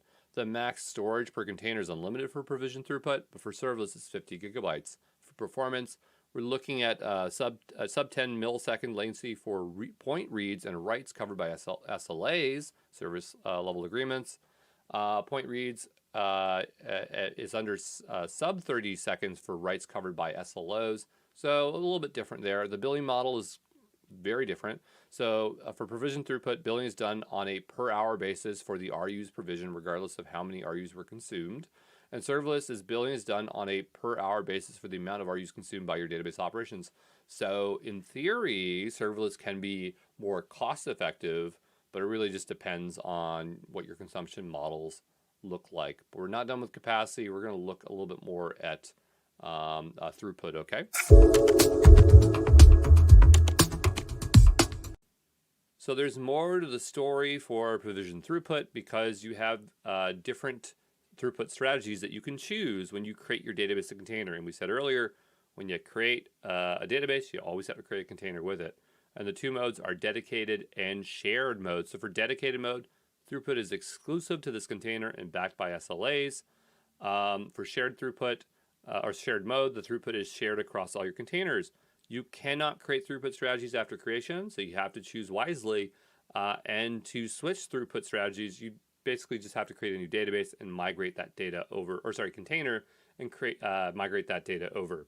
So when you're creating your database and your container, there's this little checkbox for shared throughput across containers. That's how you know it's set for shared mode. Shared throughput is not available for capacity mode of serverless because it's all about provision throughput, which makes sense. So when should you share? When should you not share? So sharing the database level provision throughput among its containers is analogous. I don't know why I chose that word. It's such a hard word, but that means to compare things, to hosting a database on a cluster of machines. So because all containers within a database share the resources available on a machine, you naturally do not get predictable performance or any specific container, but you get better utility or usage of your resources. They're not going to waste. So I think it's most like a cost strategy kind of thing, because if you have a bunch of containers and they're not being used, you want it evenly distributed. But yeah, that's all there is about that feature, okay? Okay, let's talk about reading data from Cosmos DB. There are two different ways to do this. We have point reads and queries. And this is a little bit confusing, and I honestly don't know what always costs points and what don't. But in practicality, it's not that bad. But let's take a look here. So point reads is a key value lookup on a single item ID and partition key, and queries allows you to return multiple items. So let's break it down here. So the idea is that when you are doing point reads, you have a latency of about 10 milliseconds. Queries, it just varies. So, you know, could be higher, could be lower, who knows. In terms of the RUs that you're charged, and I know we haven't talked about RUs, but that is the next video, so just hold on or come back to this one to help materialize that information. But for point reads, it's always one request unit, okay? And so that is very predictable. For queries, it's 2.3 RUs at least, and it's going to really vary based on what your query is. The number of items returned for a point read is one item. Queries is unlimited. And the idea is that should you include the partition key, for point reads, it's required. For queries, it's recommended. So hopefully that gives you an idea. But those are your two options when reading. And I think in the follow along, we'll look at these two types of read options, okay?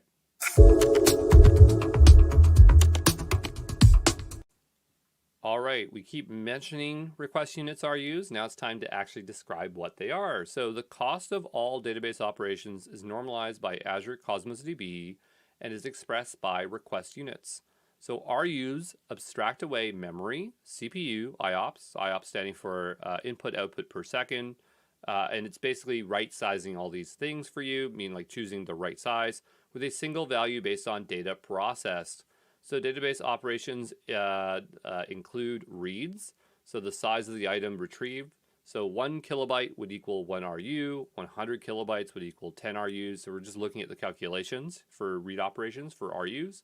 An insert is inserting 1 kilobyte item without indexing cost. So this is around 5.5 RUs. This is interesting because like DynamoDB, which is AWS's product, they have they have reads and writes, so they're separate. But Cosmos DB just has read units.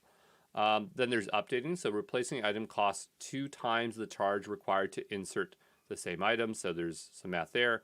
I don't know what deletes cost. I couldn't find it. For queries, it's the size of the items retrieved.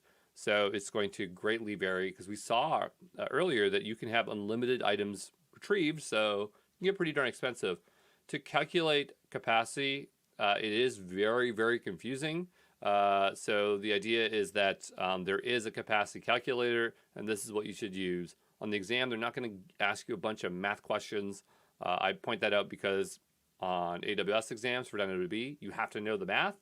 For this, not so much, but you have this sweet calculator that you can use to figure out the capacity that you'll need, okay?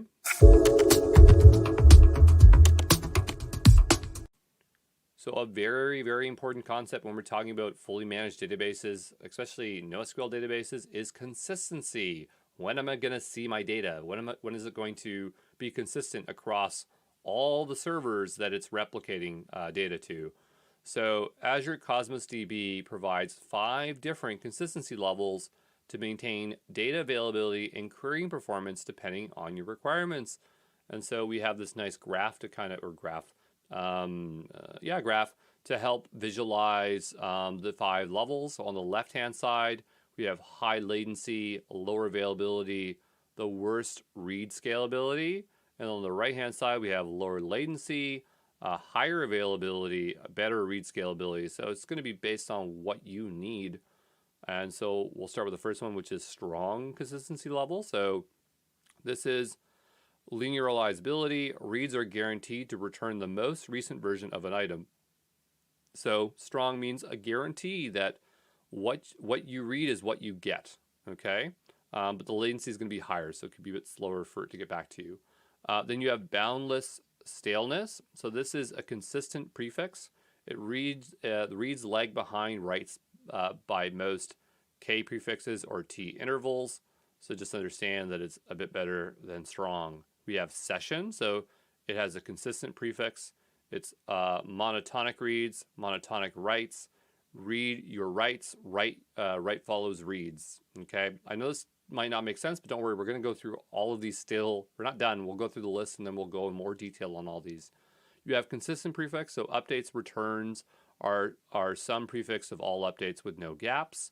You have eventual, so out of order reads. So you might read something, and depending on what partition it hits or what a replica it hits, the data might not be all up to date. And so the way you're going to set your consistency is you're going to choose it here, and there'll be additional options.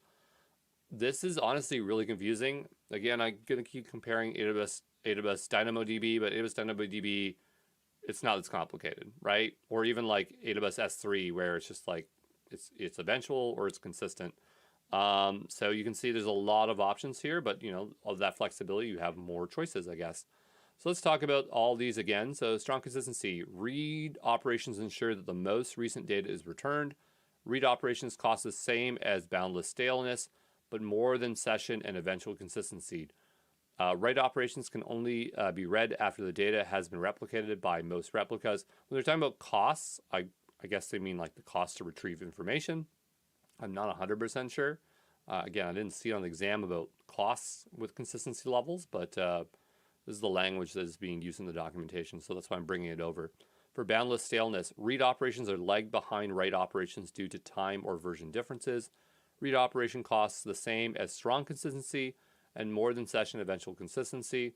Has the highest level of consistency compared to session consistency, consistent prefix consistency, and eventual consistency. Recommended for globally distributed applications with high availability and low latency. So remember, it's for globally distributed applications. We have sessions. So read operations ensure that written data is consistent with the same session. Consistency is scoped to a user session, while other users may encounter dirty data if another session has just written to it. It's the default consistency level used to when using a newly created database. Reading costs are lower than boundless staleness and strong consistency, but higher than eventual consistency. We have consistent prefix. So read operations ensure that the most recent data replicated among the replicas is returned, but it does not guarantee the data is the most recent. The idea is we have dirty data occurs when one replica changes the data state, but this data has not yet been replicated. They keep using the word dirty, just meaning like when you replicate, when you have that piece of data and it's stored in multiple places redundantly, some of them are dirty, so they're not all up to date. Has a stronger consistency level of eventual consistency, but less than any other. Then we have eventual. Read operations does not guarantee any consistency level. Lowest consistency level, lowest latency, and best performance among consistency levels. So things are really fast. Least expensive read operation cost compared to any other consistency levels. So there you go. There's all the levels. Hopefully that makes sense. Again, it's very confusing, but there you go.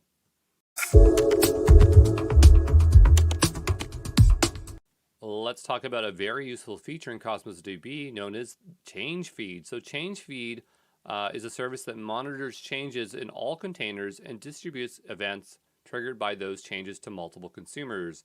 So change feed in Azure Cosmos DB is a persistent record of changes to container in the order that they occur. And the utility of this, this is not unique to Cosmos DB. A lot of databases might have like extensions or modules. DynamoDB has something similar called DynamoDB Streams. But the idea is that you have a data source and you have an insert and update. And the idea is that that record goes into the change feed, and then you can react to that record and push it to other services. And so the idea is just it's like a way of triggering something on an insert. So you say, okay, I inserted this data, and so then send this data over to this other service. So it's just a way of triggering stuff, okay?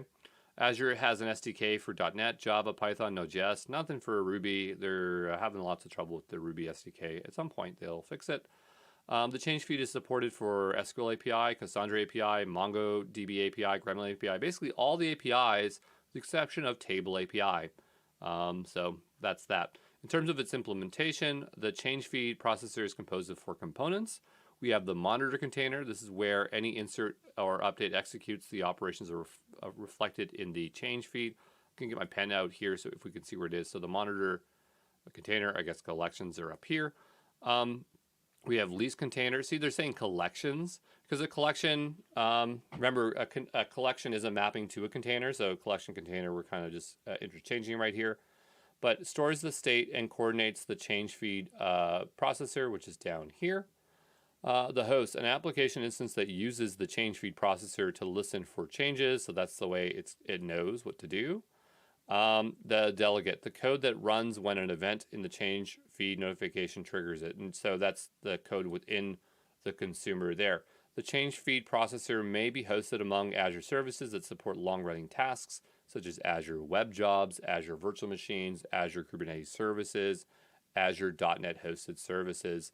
So we could have looked at the code. It's a bunch of C# code that they have as examples. It's super not exciting. But I just want you to know about this feature. But again, it's not unique to Cosmos DB, but it is a common thing that you should know about for these kind of fully managed databases. Okay.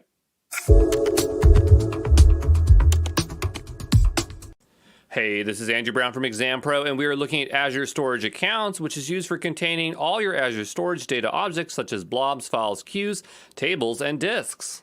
So Storage Accounts is one of those services where it has a bunch of different storage types within it. So it's quite the multi-purpose service. And with each different type of storage, it's going to have different features and their own pricing models. So let's just quickly break down the type of storage we have. So we have general purpose, version 1, version 2, blob storage, blob storage, and file storage. And so I just want you to know that when you are using storage accounts, I'm saying storage type, but for whatever reason, the UI calls it account kind. Just to be aware of that small little discrepancy there. But storage accounts are going to vary based on features. And so the common features we'll see across storage will be supported services. So where can I put this storage account? And so on the right-hand side, you can see like if you make a general purpose version 2, what you have access to, such as containers, queues, tables, or file shares, those options are going to change based on what you're using. All right.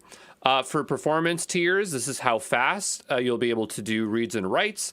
You have standard and premium. You have different kinds of access tiers. So how often do I need to quick access these files?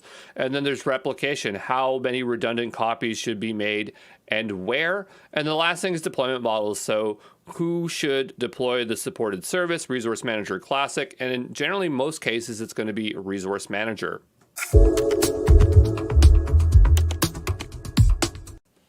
So here I have all the storage types on the left-hand side, and we have the feature set and how it's going to vary based on the certain types. So let's just quickly look through this to see where there are some standouts. And you might want to actually review this at the end of this section just so you're a bit more familiar with all these types of features, so it clicks a bit better. But let's just quickly go through this. So you're going to notice for version 1, this is the only case where you're going to have a deployment model of Classic. Everything else is going to be the Resource Manager. From a practical standpoint, you're not going to really notice because you're just going to be pressing buttons, but underneath, that's the only case where it varies. For replication, you're going to notice that version 2 has the most options with replication. And if these don't make sense, don't worry. We're going to cover all the replication in an upcoming slide. For block storage, you can see it's very limited. Same with file storage. So that's there. When we're talking about access tiers, how quickly you can access files, you're going to notice that it's only available for general version 2 and blob storage, where we're choosing these different tiers. For these ones, it doesn't really matter because, well, especially with like a file storage, because the drive is as fast as it's going to be, right? For performance tiers, you're going to notice that with version 1 and version 2, we have standard and premium. When you're using file storage and blob storage, you're always using premium. And with blob storage, which is, again, a legacy format there, that's going to be using standard. Blob storage comes in 3 different types, and you're going to notice that based on what you want to use, there'll be some variation there. I don't know where page is. I think that they both support page, but there are 3 types in there. I wouldn't really worry about it too much. You're going to notice that file storage only supports file types, and then you have version 2, and this pretty much supports everything. So you can see general purpose version 2 is a really great storage to choose.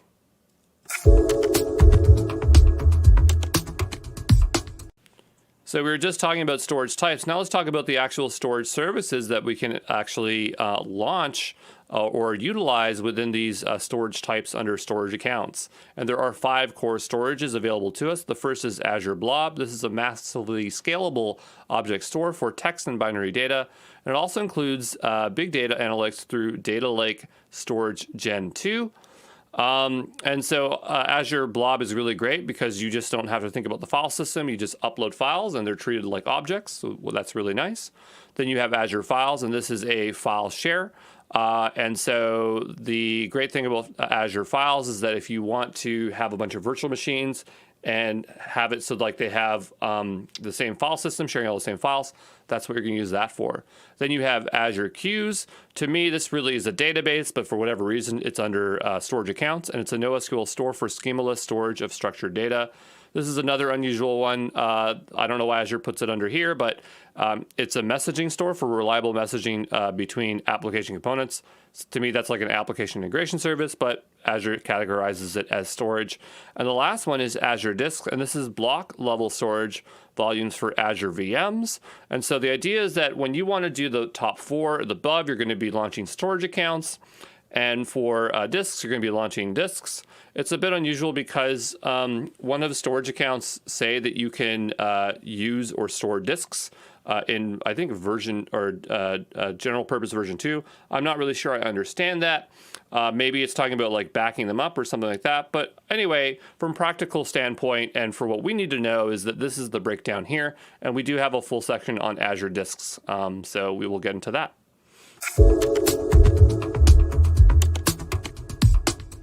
So now let's take a look at some of the features that are available on account storage. The first being performance tiers, and generally this is going to be for blob storage.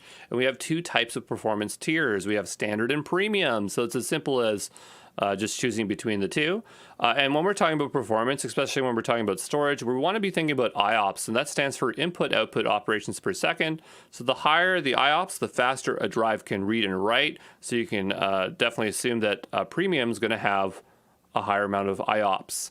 And so when we're looking at the premium performance, these are going to be stored on solid state drives, SSDs, which we have in the picture there. It's optimized for low latency, higher throughput, and the use cases here is going to be interactive workloads, analytics, AI or ML, and data transformation. On the other side, for standard performance, these are running on hard disk drives, and you're going to have varied performance based on your access tier, and we're going to talk about access tiers very shortly. But the tiers would be hot, cool, and archive. And this is great for backup and disaster recovery, media content, bulk data processing, and things like that. And so the reason why SSDs are generally really good for premium performance is because they have no moving parts within them, and the data is distributed randomly. So if you have to do a read and write, the distance between the read and writes are going to be a lot faster. And that's generally why you're going to see solid state drives with premium performance or things with higher IOPS. And then for hard disk drives, it does have moving parts. So you see that it has an arm, and that arm needs to read and write data sequentially to the disk. And so it's very good at writing or reading large amounts of data that is close together, that is sequential. But, you know, the idea is that neither format is good or bad. It's just the use case that you need. So you don't always need to go with SSDs. Sometimes you want to save money, and HHDs are or HDDs are really good for that. So let's take a look at access tiers, and there are three types of tiers for standard storage. We have cool, hot, and archive. And so you're going to have this option between cool and hot and archive. Archive might not show up depending on how you configure your storage account. So for example, if you use a particular type of replication, that might not be available to use with archive. So just be aware if that option doesn't show up, you might have to change some of your settings. Let's quickly walk through the three options. So hot is for data that's accessed frequently and has the highest storage costs and lowest access costs. So again, it's for data that's frequently accessed or in active use, or data that's staged for processing and eventual migration to the cool access tier. Then you have the cool tier. This is data that's infrequently accessed and stored for at least 30 days. Lower storage costs, higher access cost. And the use case here is for short-term backup and disaster recovery datasets or older media content not viewed frequently anymore, but is expected to be available immediately when accessed. And I think there's actually a third use case, which is large data sets that need to be stored cost effectively while more data is being gathered for future processing. Then we have the archive tier. This is for data that's rarely accessed and stored for at least 180 days. It's the lowest storage cost, but it also has the highest access cost. And so its use case would be long-term backup, secondary backup, archival data sets, original raw data that must be preserved even after it's been processed into its usable form, and compliance and archival data that needs to be stored for a long time and is hardly ever accessed. So just make use or note of the cool is at the least 30 days and the archive is at least 180 days. I should have highlighted those for you. I don't know why I didn't. And so just some other things you need to know. So for account level tiering, any blob that doesn't have an explicitly assigned tier infers the tier from the storage account access tier settings. So you can set blobs at different storage levels. Blob level tiering, you can upload a blob to the tier of your choice and change the tiers happen instantly with exception from moving out of archive. The concept of rehydrating, this is when you're moving a blob out of archive into another tier and can take several hours. You have the blob lifecycle management, so you can create rule-based policies for transitioning your data to different tiers. So after 30 days, we can move it to cool storage, and here is just the option here. You see where it says 30. I think 30 is the minimum days you have to choose, but I could be wrong. And so you have the options down below. So move to cool storage, move to archive storage, delete the blob. And just a few other things here. When a blob is uploaded or moved to another tier, it's charged at the new tier's rate immediately upon the tier change. So when you're moving to a cooler tier, the operation is billed as a write operation to the destination tier. And when the write operation per 10,000 and data write per gigabyte charges for the destination tier applies. When moving to a hotter tier, the operation is billed as a read from the source tier, and where the read operation, again, in the 10K, and the data retrieval, again, in gigabytes, charges for the source tier applies, and early detection charges for any blob moved out of the cool or archive tier may apply as well. And just lastly here, when we're talking about cool and archive early detection, any blob that is moved into the cool tier, so this is only for general purpose version 2 accounts, is subject to a cool early detection period of 30 days. And any blob that is moved into the archive tier is subject to an archive early detection of 180 days. And this charge is prorated. So, access tiers aren't the funnest thing to talk about, but there is all the information you need to know. Let's take a closer look at AZ copy, and this is a command line utility that you can use to copy blobber files to or from a storage account. So the first thing you're going to need is the executable file, and there you can see they have it for Windows, Linux, and Mac. And then once you download that file, what you're going to have to do is also make sure that you have the right level of authorization for the user account they're using with it. So you might need to, for download, you'll need storage blob data reader. For upload, storage blob data contributor, and storage blob data owner. So just be aware that you need to have those roles available to you, to your user account. I think that I have access to everything, so I don't think I set this. It just works. But if you're in a larger company and you have more least permissive roles, you just need to know about that. And so you can gain access via either the Azure Active Directory or a shared access signature. So let's just take a look at that right now. So the idea here is that we'll type in AZ copy login, and this is going to ask us whether we want to sign into the web browser. So that should be Azure Active Directory option 1.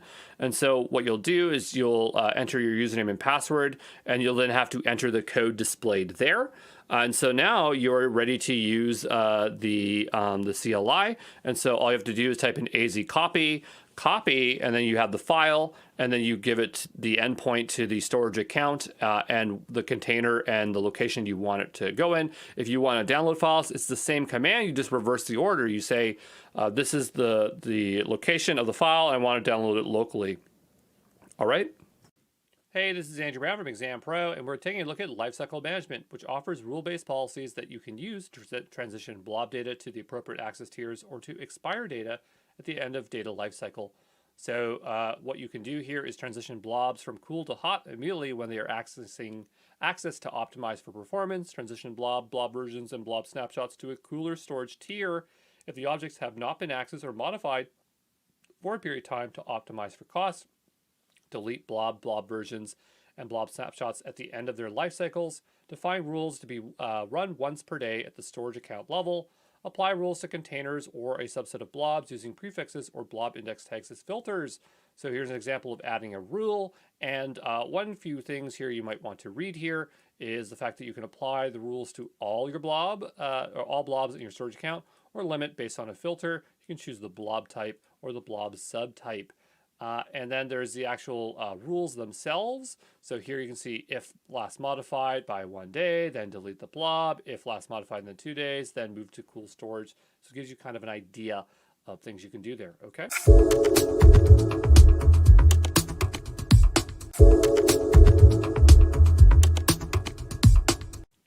In some cases, you'll want to be able to retrieve properties and metadata or set metadata for storage accounts. So let's take a look at some of the ways we can do that with the CLI.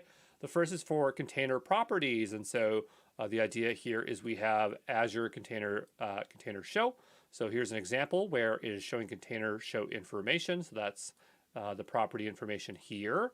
And then let's say we want to update that data, then we would just use the update command. And then the idea here is we can pass along data that we want to change. Then there's also the idea of showing. So here we're just showing that metadata on that container. I have a little bit more here, I suppose. So we can also update metadata on a blob. So very similar process, but that's for a blob. And as you can imagine, there is a show command as well. So there you go. Hey, this is Andrew Brown from Exam Pro, and in this follow along, we're going to learn a bit more about storage accounts and how to copy content back and forth using AZ copy. So what I want you to do is go all the way to the top here, and we'll type in storage accounts. And then from here, we're going to create ourselves a new storage account. And we'll make a new resource group. I'm going to call this one Fajo. We'll type in Fajo here. And we can have it in any location that we so desire. We're going to stick with standard here. General purpose 2 seems okay to me. We'll go ahead and hit review and create. And then we'll hit create there. And I'll see you back here in a moment. All right, so now that our storage account is ready here, we'll go in here and we'll create ourselves a container. So I'm going to call this one Kivas Fajo. We're going to leave it as private because we technically don't want anyone to have public access to it. And so there is a tool that you should definitely know how to use called AZ copy. So if I just type that in there quickly here and we go and scroll down, here are some versions we can download. So if you're on Mac, Linux, Windows, or etc., we can use it. I want to try to give you a consistent experience on how you can utilize this. So I'm going to just try and stumble my way through and use it via the Cloud Shell, because I think that would probably be the most consistent way for all of us to use it. So make sure you are in Bash, and we're going to need two things. We're going to need this AZ copy tar file, and we're also going to need some kind of file to upload, okay? So the question is, how are we going to get things into our Cloud Shell? Well, the great thing about Cloud Shell is when you launch it, it asks you to create a storage account, and we should probably be able to place those files into there. So if we go back to storage accounts at the top here, and we go here, this is a storage account. So if we go in here, if there were containers, we go back, but I believe what they do is they set you actually up a file share here, right? And so in here, this is what it's doing. So what I'm gonna do is upload 2 files. So I'll just go here. And one is going to be this, which is the Kivas Fajo, which is just an image. Okay. And what we can do is I will download this Linux here. And once that is downloaded, what I'm going to do is also upload that. Okay. So I can just drag that onto my desktop. It's a bit easier to access. And I might just rename it so it's a bit easier to work with. So I'm just going to rename the tar GZ to a copy here, if you can see. And we'll go back here and we'll just go ahead and upload that, okay? So we will upload that as well.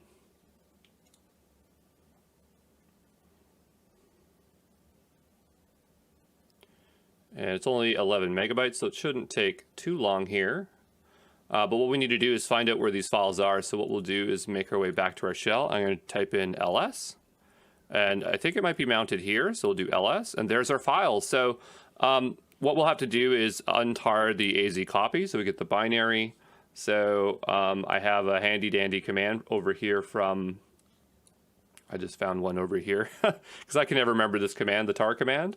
So we'll type in tar-xvzf. And then the name of the tar. So I'm going to start typing AZ, and I'm going to hit tab to autocomplete, and that should untar it. And so now we have our, we made it into a folder, so I'm going to go into that folder there. And so now we have our AZ copy here, okay? So just to make our lives a bit easier, I'm going to want to move that AZ copy back one directory. So I'm going to type in MV for move. I'm going to type in AZ copy, and I'm going to do period backslash. So it says go, or forward slash, you'll go back a directory. If we cd and do an ls, just do clean again, we'll do ls.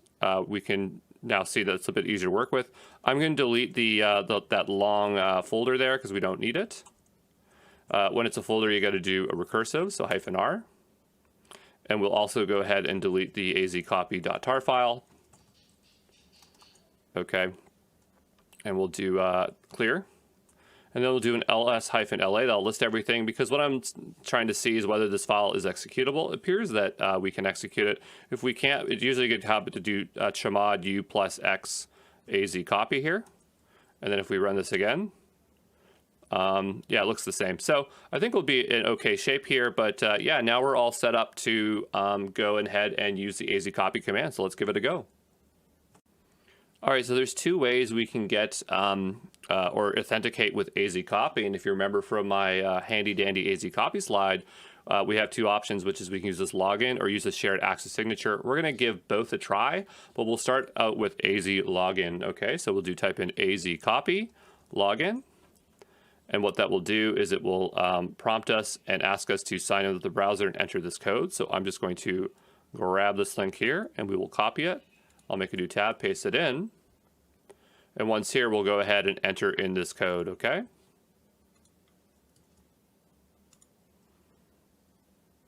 And we'll just say, yep, Andrew Brown. And so now that is now synced. So now we should be able to use the AZ copy command.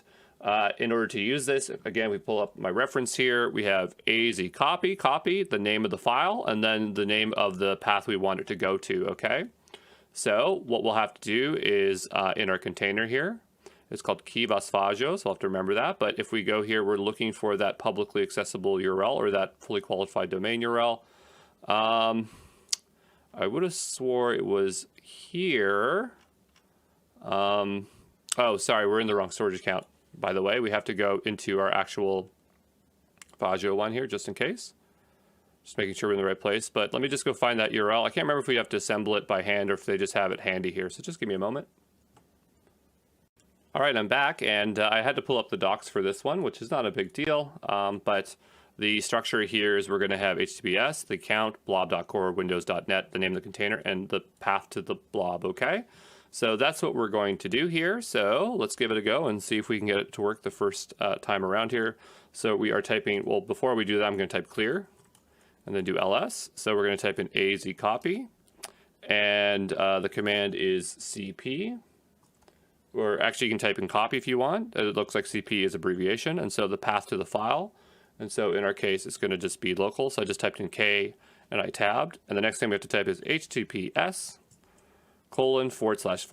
the name of the account. So it's Fajo, and then blob.core.windows.net / and then we named the container here Kivas Fajo, and then we'll type a /, and then we can name the file however we want. So I'm going to name it the same as the JPEG, okay?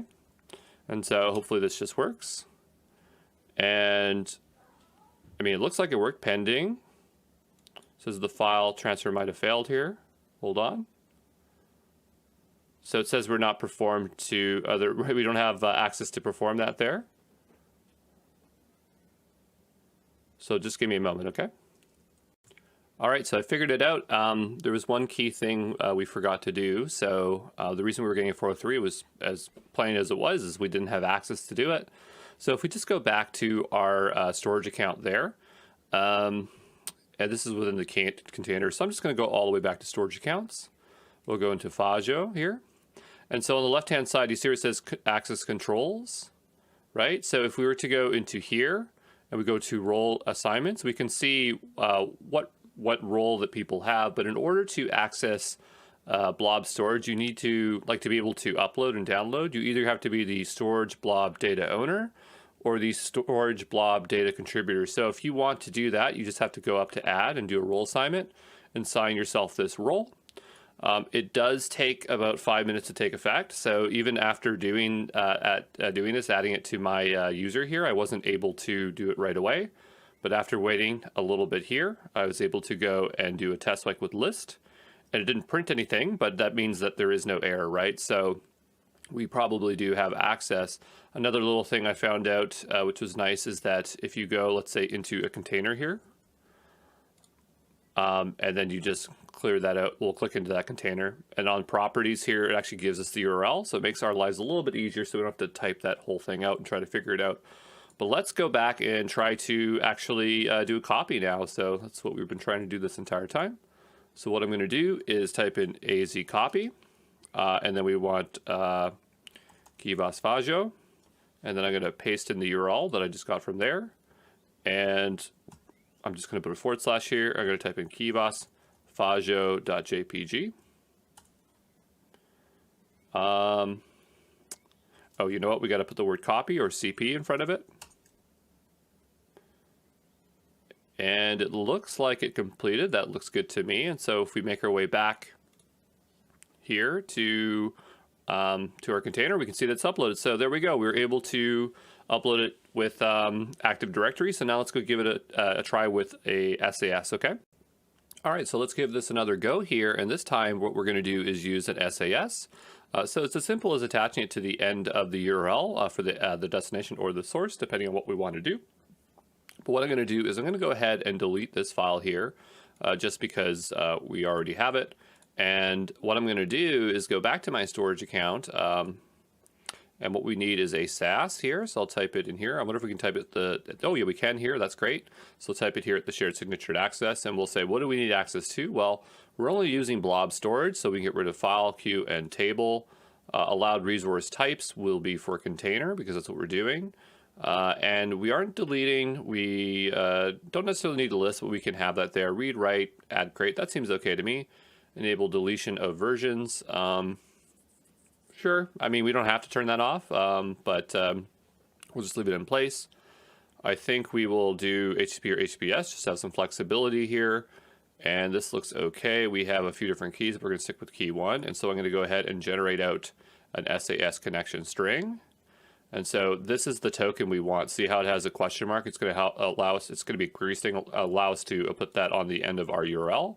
So what I will do is I don't know if we can write AZ copy log out. Let's see if we can do that.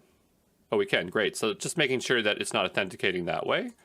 And so what I'll do is I'll go back up to this link here, and this should fail, right? Because we don't have access, right?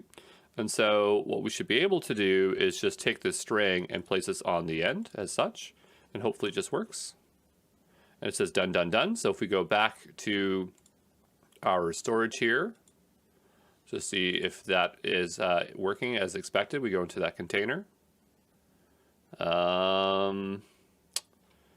Let's just move this down below here. It gets a bit hard to see when you have that open like that.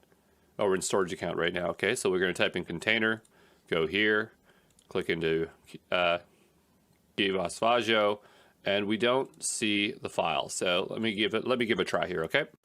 All right, let's give it another go here. You know, I just don't necessarily trust the URL. Actually, it says fail to perform copy, no SAS token or OAuth provided, which is fine. But in this case, we did, and we saw done, done, done. And so here are the values it's printing out. So maybe what we should do is just regenerate this out and be a little bit more permissive. And maybe that will give us an easier time because we want read. Oh, this is slightly different, for the container.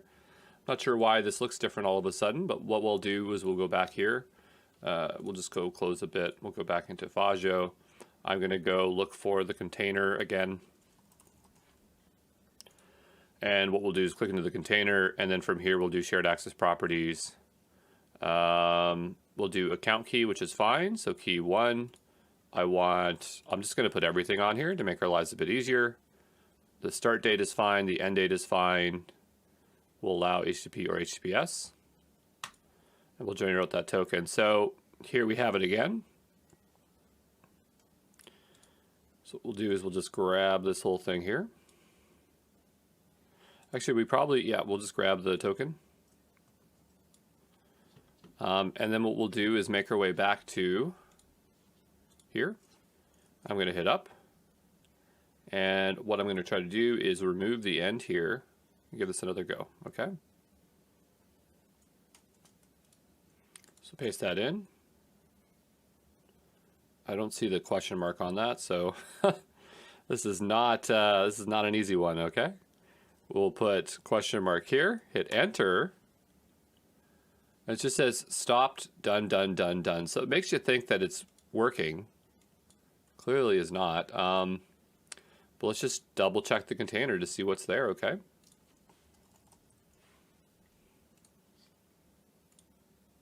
No file still.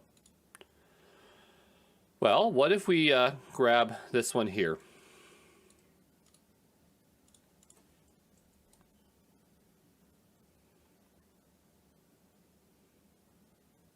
Maybe it's an encoding issue, or maybe it doesn't like the way we did the link.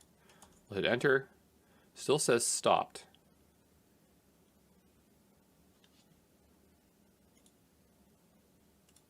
I don't know.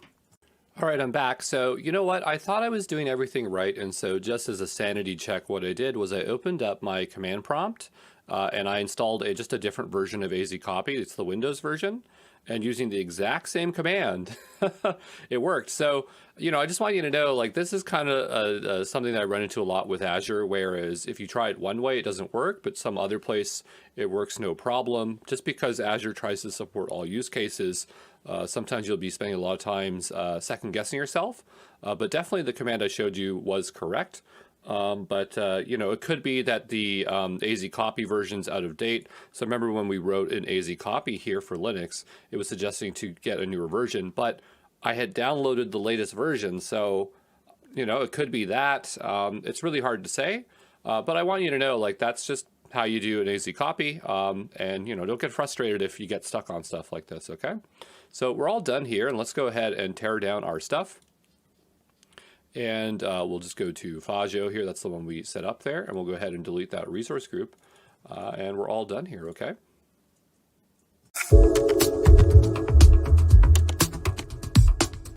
Hey, this is Andrew Brown, and this fall along, we're going to learn how to work with Azure's SDK. So we're going to work with a variety of different languages, and we're going to interact, I suppose, with a storage account. So what I want you to do is make your way over to your portal here and type in storage accounts across the top, and we will create ourselves a new repository here, storage account, and we'll call this one My SDK Playground. And we will say OK, and I'll just type the same thing, My SDK Playground. You might have to put some numbers on the end there because these are fully qualified domains. East US is totally fine. Standard is fine. We'll go ahead and hit review and create. So we'll give it a moment there. Then we'll go hit create. And we just have to wait about 30 seconds for this to finish. While this is going, what we can do is make our way over to GitHub because we're going to need a repository to play around in. So I'm going to create a new repository and we will choose, I don't want a template, but I want to go to my own, and this will be my SDK Azure Playground.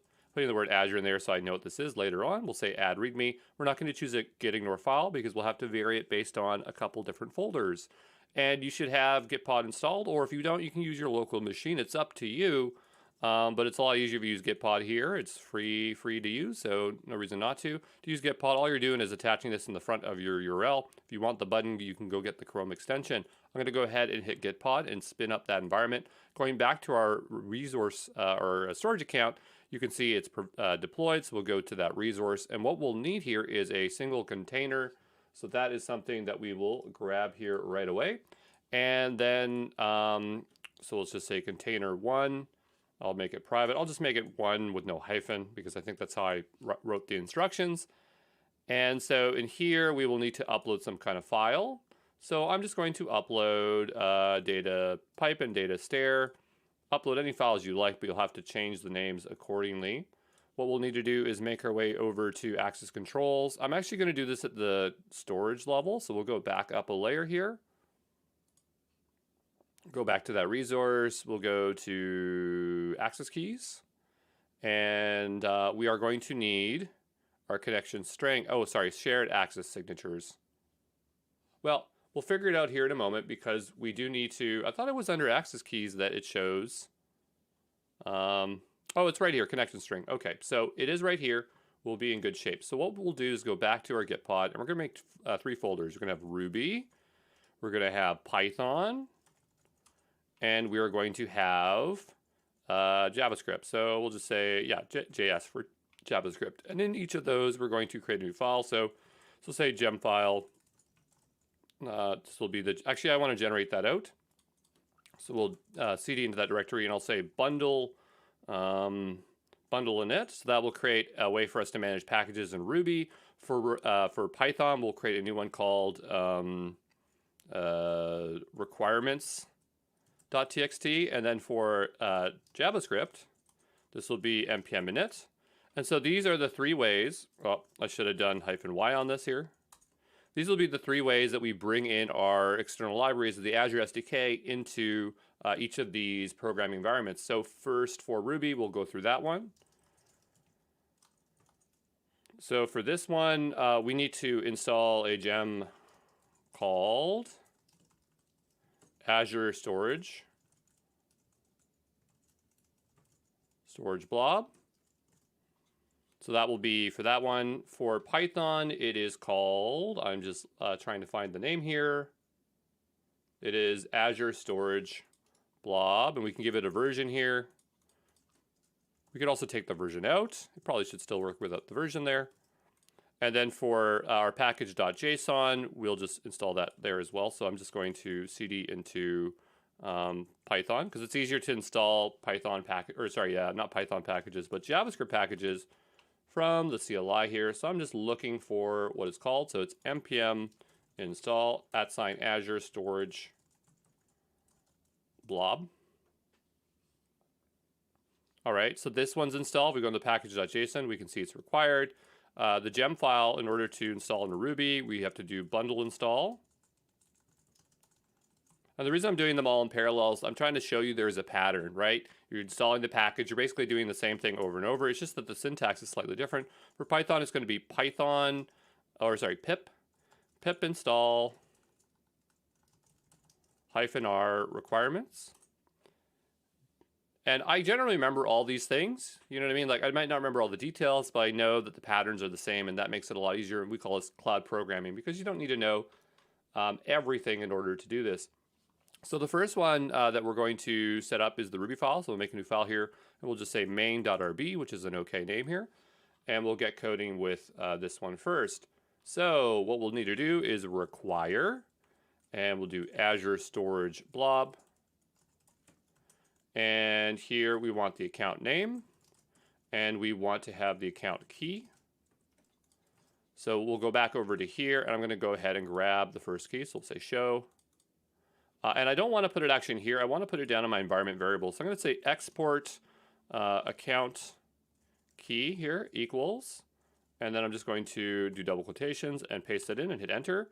And I'm going to do GP, that's for Gitpod environments, account key. I'm just setting it twice so that if we have to restart this environment, that these keys will persist. Okay, so what we'll do here is just put in env parentheses, and this will be account key. So that'll be the way we import it into Ruby, because that's how you do it. Well, this one's account key, this is account name. So we'll say account name, and then here will be account key. And if we were to write puts account name, puts account key, that should print those out so we can see if they work. So we'll do bundle exec Ruby main. So this is a pretty common way, and I'm doing it in the wrong folder. We got to make sure we're in the Ruby folder before we do that. So this is a common way in Ruby to run things in the context of the gem file. You'll see that's kind of a bit of a trend for all these different programming environments. So we'll go ahead and hit enter, and it should just print out the keys. It printed out the first one, but not the second one. We didn't set the account a name yet. So this is the account name for it. So we'll do export account name. The reason we're doing export is that it actually loads the environment variable. So if we go here and say grep account, you can see it's actually loaded into our developer environment, and then Gitpod environment is going to persist it if we restart this environment. So there's that one, and then we want to do it for Gitpod. There we go. So they're both set. If I just double check here and we do this, they both show up, so that is good. And so the next thing we want to do is make a client. So we want to establish a connection. So I'm going to do blob client equals Azure Storage blob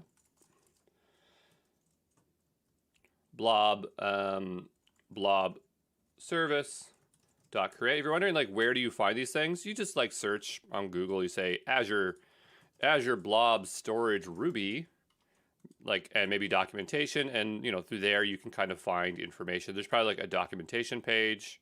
If we go here, I know there's one. Maybe here, and then you scroll down, blobs. Yeah, so there's all sorts of ways. Yeah, this is pretty similar code here. So there's all sorts of way to find it. You just have to kind of search around, and eventually you acquire that knowledge. So we need the storage account name, and then we need the storage access key.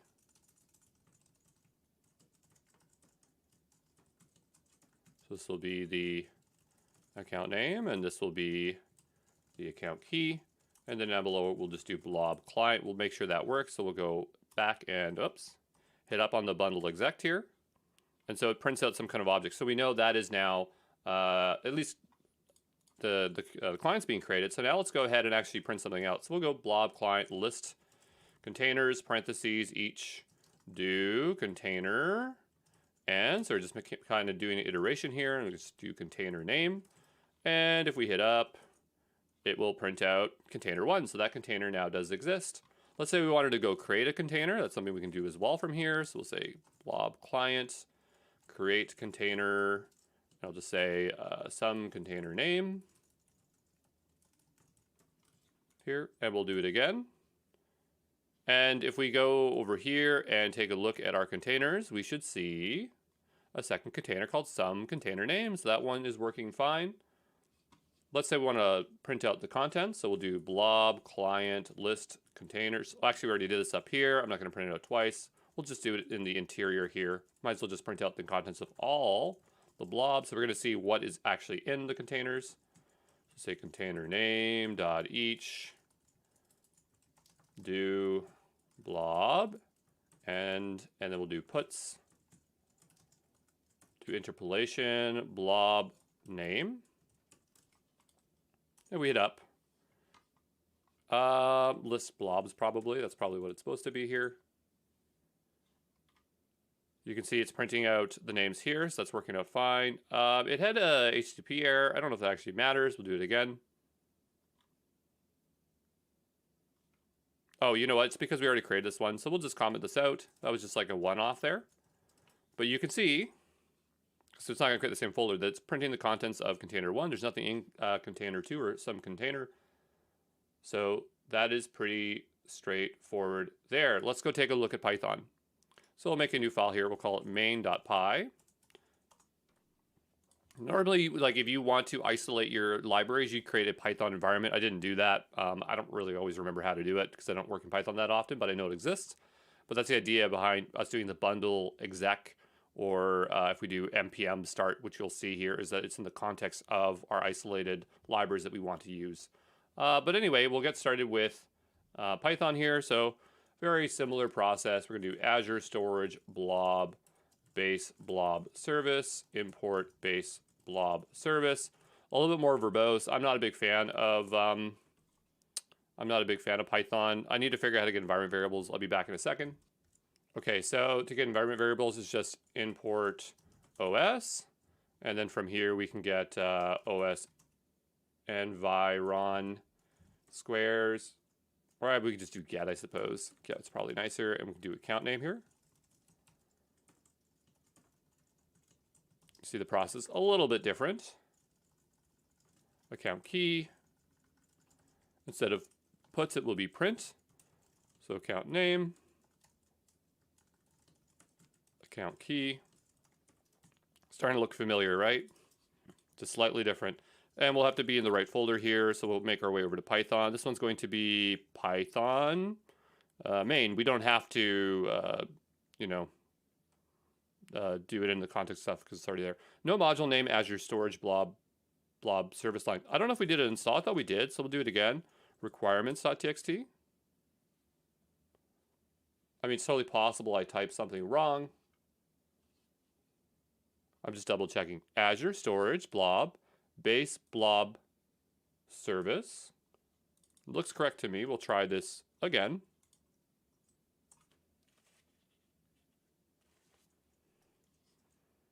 I'm just going to do a quick search here just to see if I typed it wrong.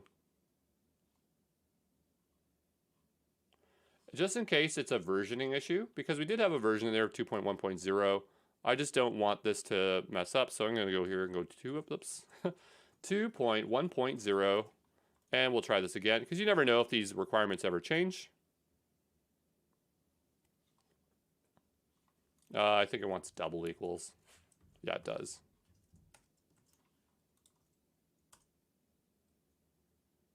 And we'll give this another go. Okay, so now it's working. So the versioning does matter. We're not on the latest version, but honestly, it doesn't really matter because, it doesn't. So now that we have those two printing out, we can go ahead and make our client, or I guess service in this case. The wording's a little bit different each one. I don't know why, but it's just how they do it. So here we will have account name equals account name, account key equals account key, and we will print out the blob service as similar to before. We will go up. Oh, sorry, I wanted to do Python main here. And so that prints out no problem. Now we'll need to iterate through this stuff. So we'll say containers equals blob service, list containers, parentheses, for container in containers. And this is indent based, so there's no like closing statement. We just type it like this. Container.name. I wasn't trying to run it. I think it just ran there below by accident. Just type exit down below here. We will hit, go back to, thinks I'm in a shell. I'm not in a shell. Okay, so we'll say Python main.rb again. Oh, I'm back in the main folder. So we'll say Python main.rb. And it says can't open file or directory Python. I do, oh, it's right there. Sorry. Py. And now it's saying these don't exist. So let me just do, I think because we entered an environment, I don't know what happened here, but something happened where, see, it ran this, and it put us into the Python environment shell, and that wasn't something I intended to do. So what I'm going to do, I'm going to have to update our gitpod YAML file here. I'm just going to add or git ignore. I'm just going to commit this stuff to reset the environment because I really don't want to be in a Py environment like that. It was just kind of a mistake. And git add .git ignore.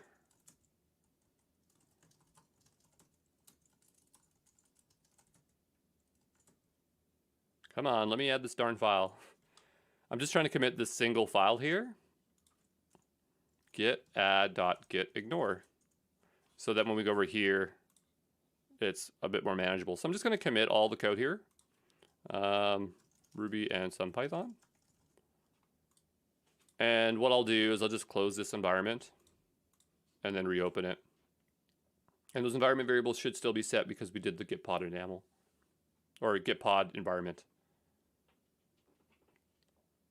So I'll just give it a moment here to respin up the environment.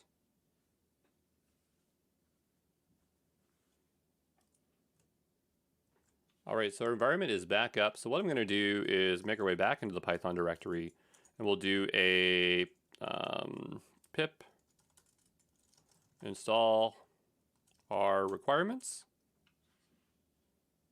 And so hopefully this time we don't get that weird problem we had before here. I really don't have to restart. Notice it's printing the container name, so pretty similar to what we did before. And so what we'll need to do now is just print out the actual objects like we did with the Ruby script. So we'll go back here to the main, scroll on down,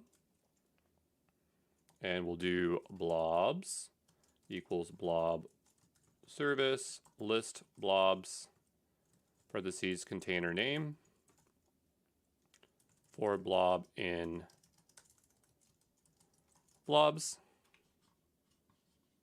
We'll say print F. I think it's just single quotations. I always want to do doubles there, but it's just single. And we'll do curlies like that. Blob name. So you saw this in the Ruby one, but it was like, instead it was a pound and double quotations. So this is called interpolation. It's where you inject a variable into a string. Each language does it a little bit different. So let's take a look here at this one. Prints out the object, same thing. So very similar. Let's go take a look at JavaScript. So that is our next one here. So we'll go over here, we'll make a new file, we'll call it main.js. We will need to update our package.json, so we have a way of calling the script. So we'll just call it start here, and we'll just say node main.js. And then we will go up here, and we will load the stuff in. So we'll say constant curly's blob service client, storage shared key credentials, credential. You got to spell it right or it will mess up for sure. equals require @ double single quotations Azure storage blob, and we'll do constant account name, constant account key, and there will be this one, and then there will be this one. So how do we load environment variables in JavaScript? I'll be back in 2 seconds. Actually, I'm surprised I don't remember because I did it in so many other follow-alongs. It's actually just process. It's a problem when you move from a lot of languages, you have to kind of look things up multiple times, but it's okay because as long as you know what you need to look up. env.account key. So those are our two that we're going to load here. We need to create a credential key. So we'll say key credential equals new storage shared access credential, parentheses, account name, account key, and then down below we'll create a blob client equals new blob service client. It's interesting like how they're all slightly named different. So like in Python, it's just service, Ruby, it's just client, and then in JavaScript, it is service client. So we'll do a URL. So this is when I always say like things are fully qualified domain name. That's what I mean is like you can literally call services like storage based on a fully qualified domain. So we'll do blob core windows.net, and we'll go down below here and say key credential here. And so we'll do console log blob client. I don't know if we'll get anything intelligible out of this, but we'll give it a go. I think like as long as we don't get an error, it should be fine. Because I don't know if it would return anything in JavaScript. But we'll find out here in a second. So we'll make our way over to Node.js or JavaScript. We'll do an npm install. npm install. And we must have a syntax error here. There's a comma missing here. Whoops, I didn't want it on both lines. It's just being silly. We'll go back here to npm install. So we have to do it because I restarted the environment because those did not persist. And what we'll do is do npm start. Oh, we are getting data. So there are no errors, which is good.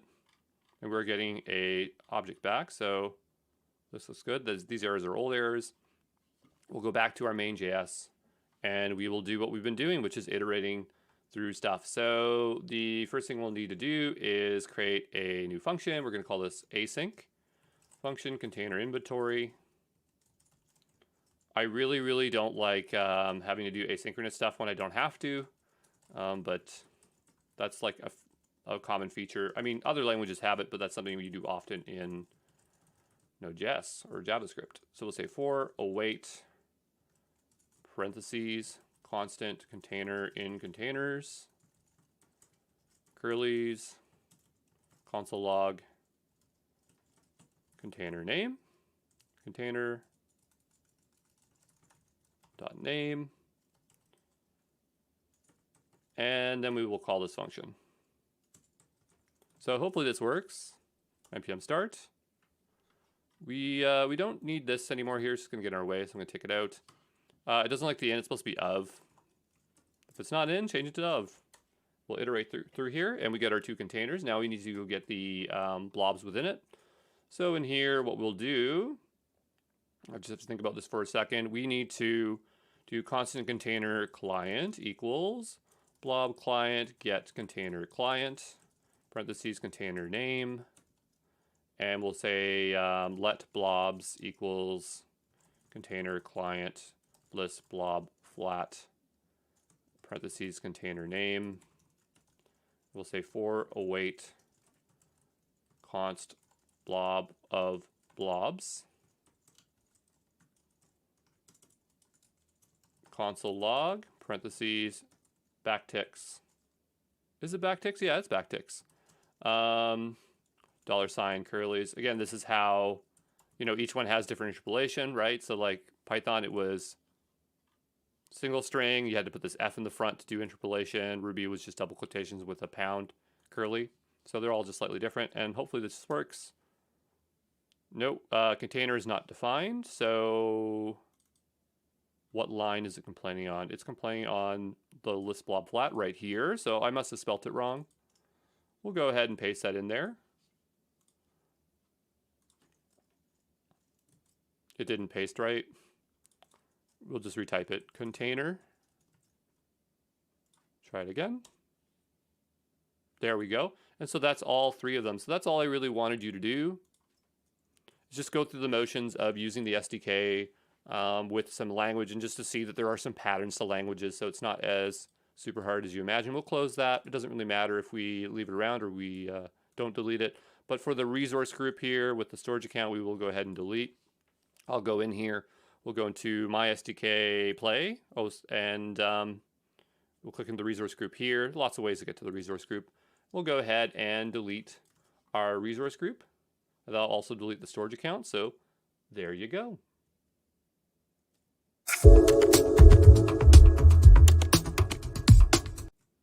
Hey, this is Andrew Brown from Exam Pro, and this fall long we are going to work with blob storage object metadata, and specifically with PowerShell in order to set it and view that it's working. So what we're going to need is an environment in order to run PowerShell. So we're going to do it in Cloud Shell. We'll expand that, and you'll have to be on PowerShell mode. If this is the first time you're running Cloud Shell ever, you might have to accept for a storage account. So it might say like create a storage account for this, and you just say yes. Notice here that it's running install module for you for Azure. So, if you're doing this on your local machine, and you can do this if you have Windows installed. So the idea is that you would open up PowerShell. So I type in PowerShell. Right click it and run it administrator mode. If you're on a Mac, you can install PowerShell on a Mac, but to be honest, this is so much easier if we just use Cloud Shell. But I just want to show you a couple things. So if you were to install Azure, you do install module -name AZ, and then this thing takes forever. Like, I swear to you, it takes forever, and that's why I don't really want to do it this way. Let me just bump up the font here to 24. And so we just say yes to all, and we'll let that install in the background. But I just want you to know that that's how you install all the Azure commandlets, because it's very useful to know. And we do it a couple times. I actually do it in one, and we have to wait, and it takes forever. But while that's installing in the background, we're going to assume that we did connect AZ and install module, and now we are just getting some stuff. So it's a good habit to, whenever you're using, just type it clear here, whenever you're using PowerShell with Azure, to make sure that you are on the correct subscription, because it can be in the wrong place. So even though I know this is the one we're on, I'm just going to set it again so we get the habit of doing it. So it's set AZ context here, and then we'll do subscription, and we'll do Azure subscription 1. And so that will make sure that that is explicitly set. Now we want to get access to the resource group, and of course we could easily do this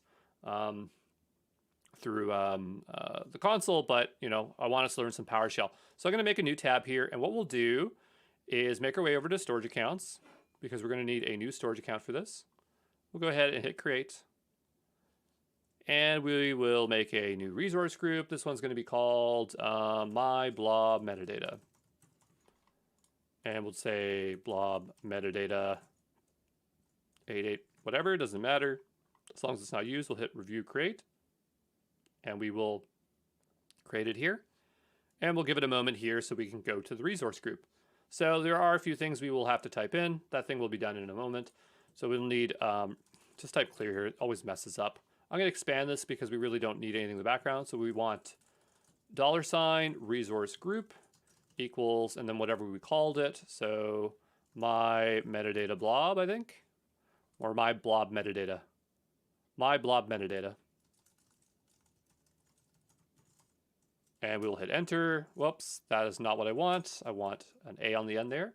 And then we need the storage account name. So here it will be called, go to the resource.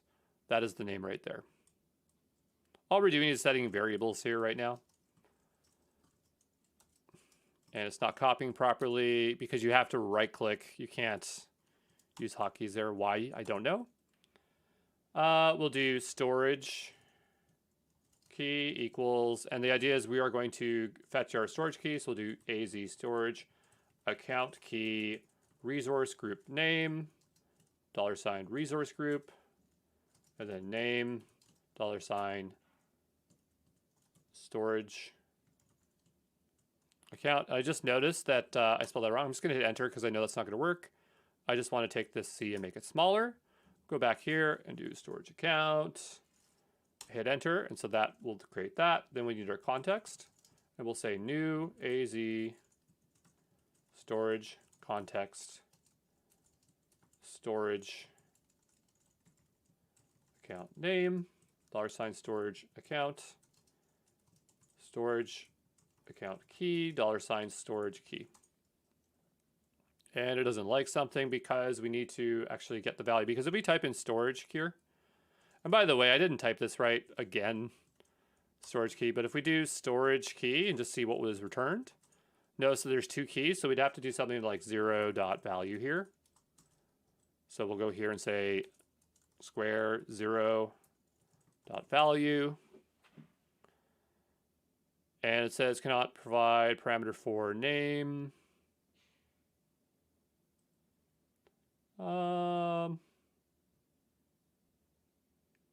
Oh, you know what? That doesn't make sense. It's not name. Sorry, it's because I'm going back to the wrong one here. So this is this one. And we really wanted the context. Just have to be careful what we're doing here. There we go. And so now we have a context. So it's just telling us what we're kind of bound to. And so now we can do get AZ storage container hyphen context, $ context. If you're wondering, like, where do you get all these, like all of these commands? Like once you find one, you find them all pretty much. See here, there's like tons of them. You can read through them and they have tons of examples. So you can work your way through and figure it out. So I was expecting, I guess there are no containers, so that kind of makes sense. So we'll go over to here and we'll say container 1. Keep it all lowercase to make our lives easier. And we'll go back over here and we will hit up again. You can see there's a container. I think we can type in container and then do container 1 to specify even greater context there. Except I just have to put a capital C on here maybe. Oh, lowercase on this one. I think all these parameters don't matter. They can all be lowercase. So those don't matter. So we now have a reference to our container. So now what we need to do is reference a blob. So what I'm going to do is type in blob. And I think we'll have to upload something first, but I'm just going to type something for fun here. And so I'd probably do like an image. I have an image on our desktop that I've been using for a while. So data pipe webp is probably what it is. And we'll do container. It isn't there yet, but we'll see what happens if we do it and there's no image or thing uploaded. We'll do $ context. And so it says, could not recognize that command. This happens a lot. It always has to be like something like a verb or an action and then whatever. So it's just saying the file's not there. We know that's the case. We'll go into our container and we'll say upload. We will then go and upload data pipe. It's actually a PNG, which is a lot easier on us. We'll go back over here. Again, you'll have to upload your own file. It'll have its own name. So you got to go find an image yourself. We'll hit enter. And so if we now type in blob, we have a reference to that blob. So let's get some information about the blob. So we'll say blob client get properties value. And so we have a lot of information about the blob. Notice that there is no metadata right here. I think we can just get the metadata if we type in metadata. I don't think there is any metadata, so it's not returning anything. I'm just going to make sure I'm typing it right. I'll type something I know is there, like etag. Yeah, so it's just there's nothing set. So what we'll do is make some metadata. So we'll do metadata equals new object system dot collections dot generic dot dictionary double quotation squares string string. So we are creating a new object that expects a dictionary with a string string. Hopefully that makes sense. It's because we have to add a key and a value, right? Because that's how tags mostly work, even for metadata. So we'll go here and say author exam pro. And we'll say $ metadata.add department IT, and we'll just say blob client set metadata, and then we'll actually set the metadata. So we'll say metadata $null. I don't know why the second one is null. I don't really care. If we wanted to look it up, we could. Doesn't really matter. But it does set the metadata, because if we go back to our blob, do this, now we have metadata on it. Just to make sure that it is working correctly, what I'm going to do is just null it out. So if we go to blob, and now we'll fetch it again, just so that we know remotely. It's not like a local thing. We'll go here. And so there you go. So that's all I really wanted to show you. And hopefully you get a little bit more PowerShell experience there. What we'll do is go to the resource group and clean up here. We will go into this one. We will delete it.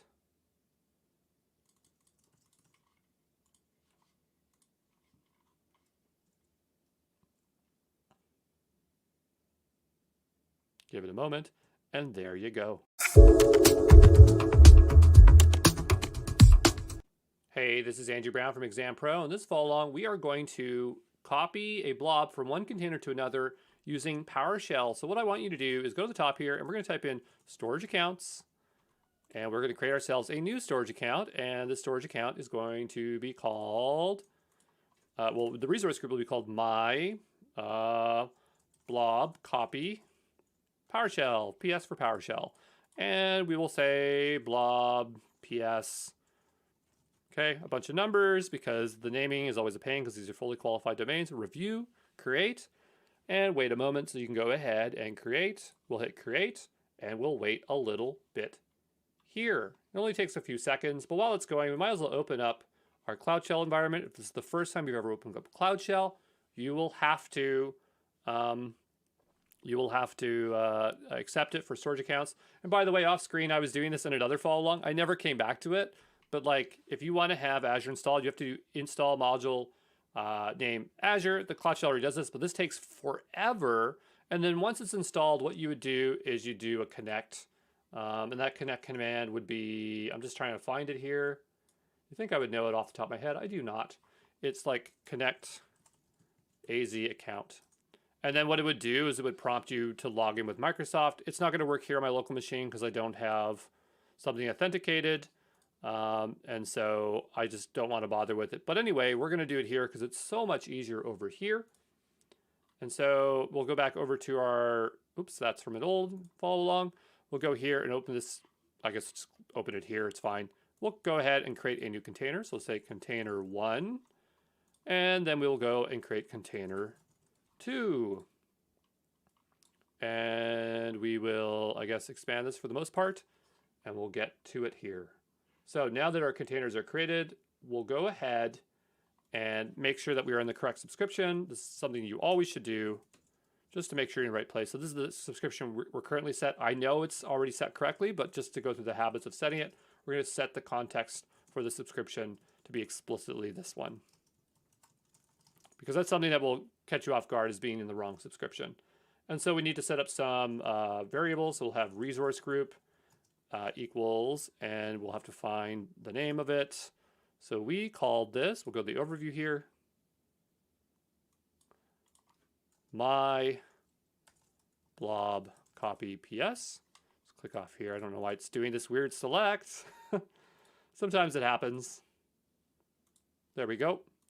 So that is the name of that. Then we need the storage account name. And so the storage account name is, does it show me here? No, I can go up one layer. Go to the resource. This is the storage account name. Oh boy. I always forget that you cannot do Command V there. You got to paste manually. And so we'll get the storage key here. And of course, we could just easily get it by going on the left-hand side here and clicking a couple buttons. But again, we want to practice our PowerShell. So we'll do get AZ storage account key minus or hyphen resource group name $ resource group hyphen name storage account. Okay, and if I've typed everything right, we'll hit enter. I don't think I typed everything right, did I? A parameter cannot be found that matches the name resource group, so that doesn't look right to me. Here. And if we do storage key, we can see we have the key. If we do 0, we can get the first one. If we do value, we can get the value, which is something we will have to do. And we set the context here for the new Azure storage context. So we'll do new -az storage context, storage account name, $ storage account key, storage key,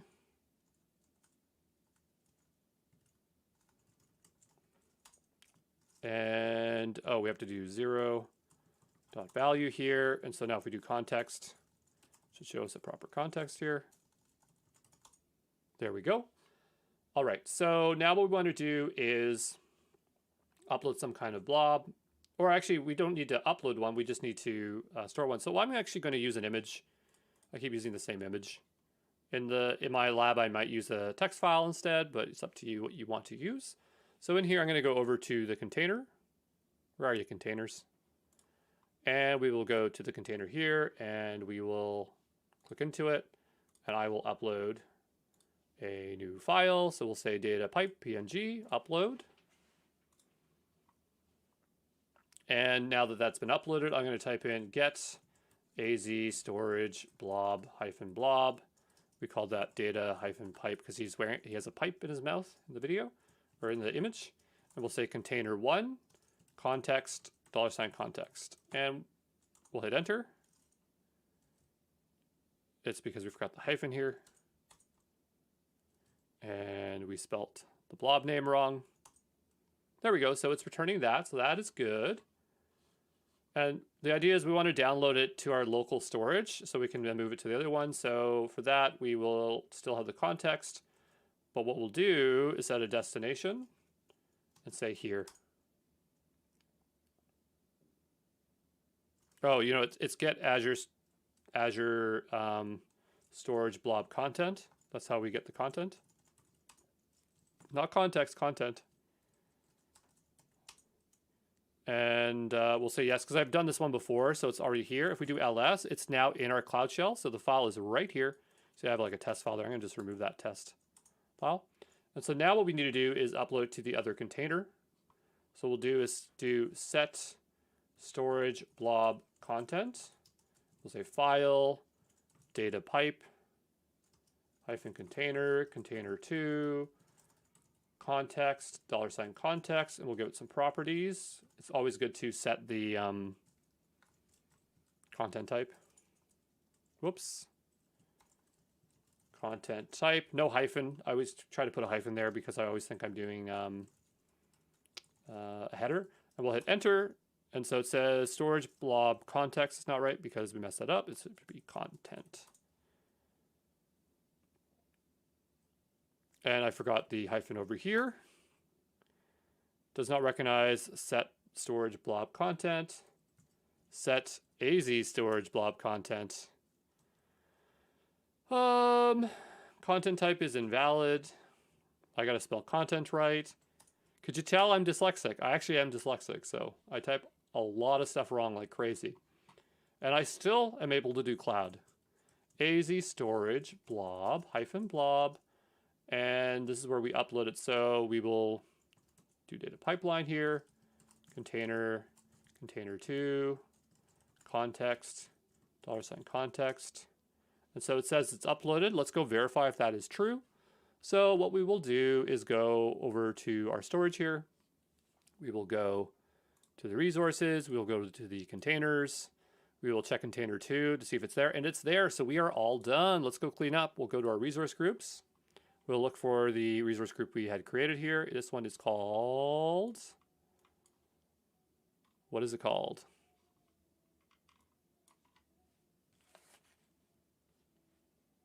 I forgot what it was called. That or it's just not showing up. So what I'll do is I'll make my way over to storage accounts because I don't seem to be able to find it. And we will go into, where'd it go? I'm so confused. What's our resource group called?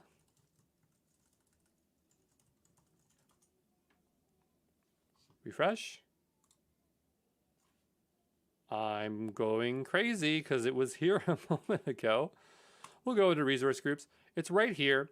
Again, this is Azure for you. Sometimes you think something's there, but it's not there, but it is there. It's the fact that it has to propagate. So it is in our account, and so you have to have confidence about what is there. We'll go ahead and delete, and that will delete. And there we go. We are all done.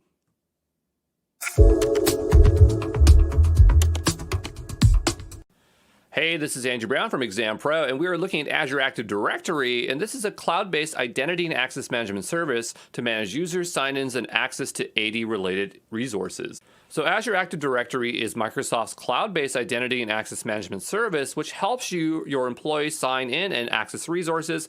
So that could be external resources like Microsoft Office 365, Azure Portal, SaaS applications, or internal resources. So applications within your internal networking or access to workstations on-premise. And you can use Azure AD to implement single sign-on. So you can see that Azure AD is basically like the one solution to log into everything. And we actually use it at Exam Pro. We use it with Microsoft Teams, or for the Exam Pro platform, our mid panel is tied to it. So when we want to log into the mid panel with credentials, we have it there. We use it with AWS to log into there, and we use it to log into Azure. So it has a lot of flexibility. And if you're building out applications for enterprises, they're likely using AD. And so this is the reason why everybody adopts it or needs to understand it. So it's a service I really, really do want you to understand and know. Azure Active Directory comes in 4 editions. We have the free tier, and by the way, each tier that goes up has the features before it, but free has MFA, SSO, basic security, usage reports, and user management. Then you have the Office 365 apps, which is revolves around if you're using that suite. So you have company branding, SLA, to sync between on-premise and cloud, and then the premium tiers, which really comes into enterprise or on-premise hybrid architecture. So hybrid architectures, advanced group access, conditional access, premium 2, identity protection, and identity governance. Only thing I don't like about Azure AD is that you can't really create your custom access controls unless you have Premium 1 or Premium 2, but that's just how they do it. So there you go. So let's take a look at the use case for Azure AD, and we basically covered it in the introduction, but I just want to reiterate it in a different way with a bit of a visual so that it really helps it sink into your brain there. So Azure AD can authorize and authenticate to multiple sources. So it can authenticate to your on-premise AD, to your web application, allow users to log in with IPDs. So identity providers could be like use Facebook or Google login. You can use it with Office 365 or Azure Microsoft. And so just a visual here, notice that we have Azure AD, and using Azure AD Connect, we can connect to on-premise. Through app registrations, we're able to connect our web application to Azure AD. With external identities, we can use Facebook or Google login. And then for cloud applications, we can connect to Office 365 or Microsoft Azure.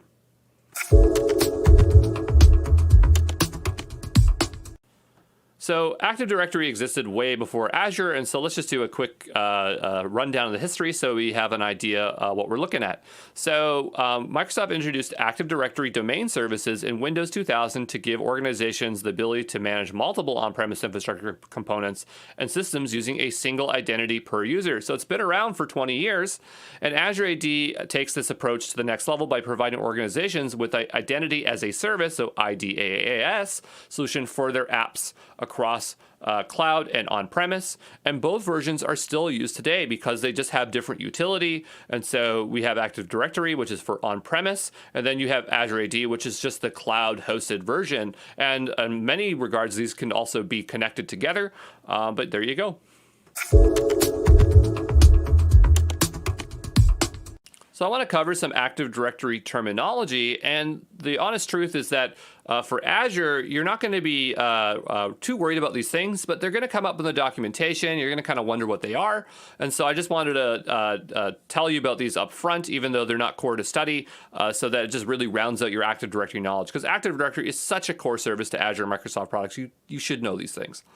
So the first thing is all about domain. So a domain is an area of network organized by a single authentication database. An Active Directory domain is a logical grouping of AD objects on a network. So So just think of it a way as, you know how you have resource groups to logically group your Azure resources. Domains are a logical grouping for your AD objects. Then you have a domain controller. A domain controller is a server that authenticates user identities and authorizes their access to resources. Very common to have multiples of these because you want to have redundant domain controllers so you can log in, or availability, or launching domain controller nearby so people can log in different places. So definitely very core to Active Directory. Then you have the domain computer. This is a computer that is registered with a central authentication database. And a domain computer would be an AD object. So then you have AD objects. So this is the basic element of Active Directory. So you have users, groups, printers, computers, share folders, etc. Then you have a group policy object, a GPO. This is a virtual collection of policy settings. It controls what an AD object has access to. You have your organizational units. This is a subdivision within Active Directory into which you can place users, groups, computers, and other organizational units. So it's just another way of doing logical grouping. Then you have a directory service, and this provides a method for storing directory data and making this data available to network users and administrators. A directory service runs on a domain controller. So there you go. That is the rundown of Active Directory terminology. And again, hopefully when you see it in the documentation, you can refer back to this, or you'll have a better understanding of all the components. I would have loved to have made a diagram, but I just couldn't find an example of one. And so, I mean, I feel like there could be a really good picture for all this stuff. So let's talk about the term tenant. And a tenant represents an organization in an Active Directory. And a tenant is dedicated to the Azure AD service instance. A tenant is automatically created when you sign up for either Microsoft Azure or Microsoft Intune or Microsoft 365. And each Azure AD tenant is distinct and separate from other Azure AD tenants. And so if you were in Azure AD and you clicked on your tenant information, that's basically what that is, right? So that's my Exam Pro one, and it has its own special tenant ID. And we can see that it's licensed for Office 365. And so that tells you that I'm using the Office 365 tier of Azure AD. So remember that the domain controller is the server that users are going to be using to authenticate to the directory service. And so when you create an Active Directory, Azure sets one up for you, but there's some cases where you might want to set one up yourself. And the reason why is that you could be like an enterprise where you already have your own Active Directory on premise, but you've decided that you want to move it over to Azure AD because you just want a fully managed Active Directory and you want to tap into the cloud. But the thing is that some domain services, those are features on your domain controller, just might not be available. And that's where you're going to need to set up your own domain controller. And that's where Azure Active Directory domain services come into play, because these provide managed domain services. And so they have managed domain services such as domain joins, group policies, LDAPs, Ross, never can say that properly, NTLM authentication. And so the great thing is here is you can have these domain services, but you're not going to have to deploy them, manage them, patch them. They're just going to work. So there you go. So let's take a look at Azure AD Connect, and this is a hybrid service that is used to connect your on-premise Active Directory to your Azure account. So Azure AD Connect allows for seamless single sign-on from your on-premise workstations to Microsoft Azure. And Azure AD Connect has the following features. We have password hash synchronization. So this is a sign-in method, and it synchronizes a hash of a user on-premise AD password with Azure AD. Then you have password authentication. This is another sign-in method that allows users to use the same password on-premise and in the cloud. That's the one I like. Then moving on from password authentication, we have federation integration. So this is a hybrid environment using an on-premise ADFS infrastructure for certificate renewal.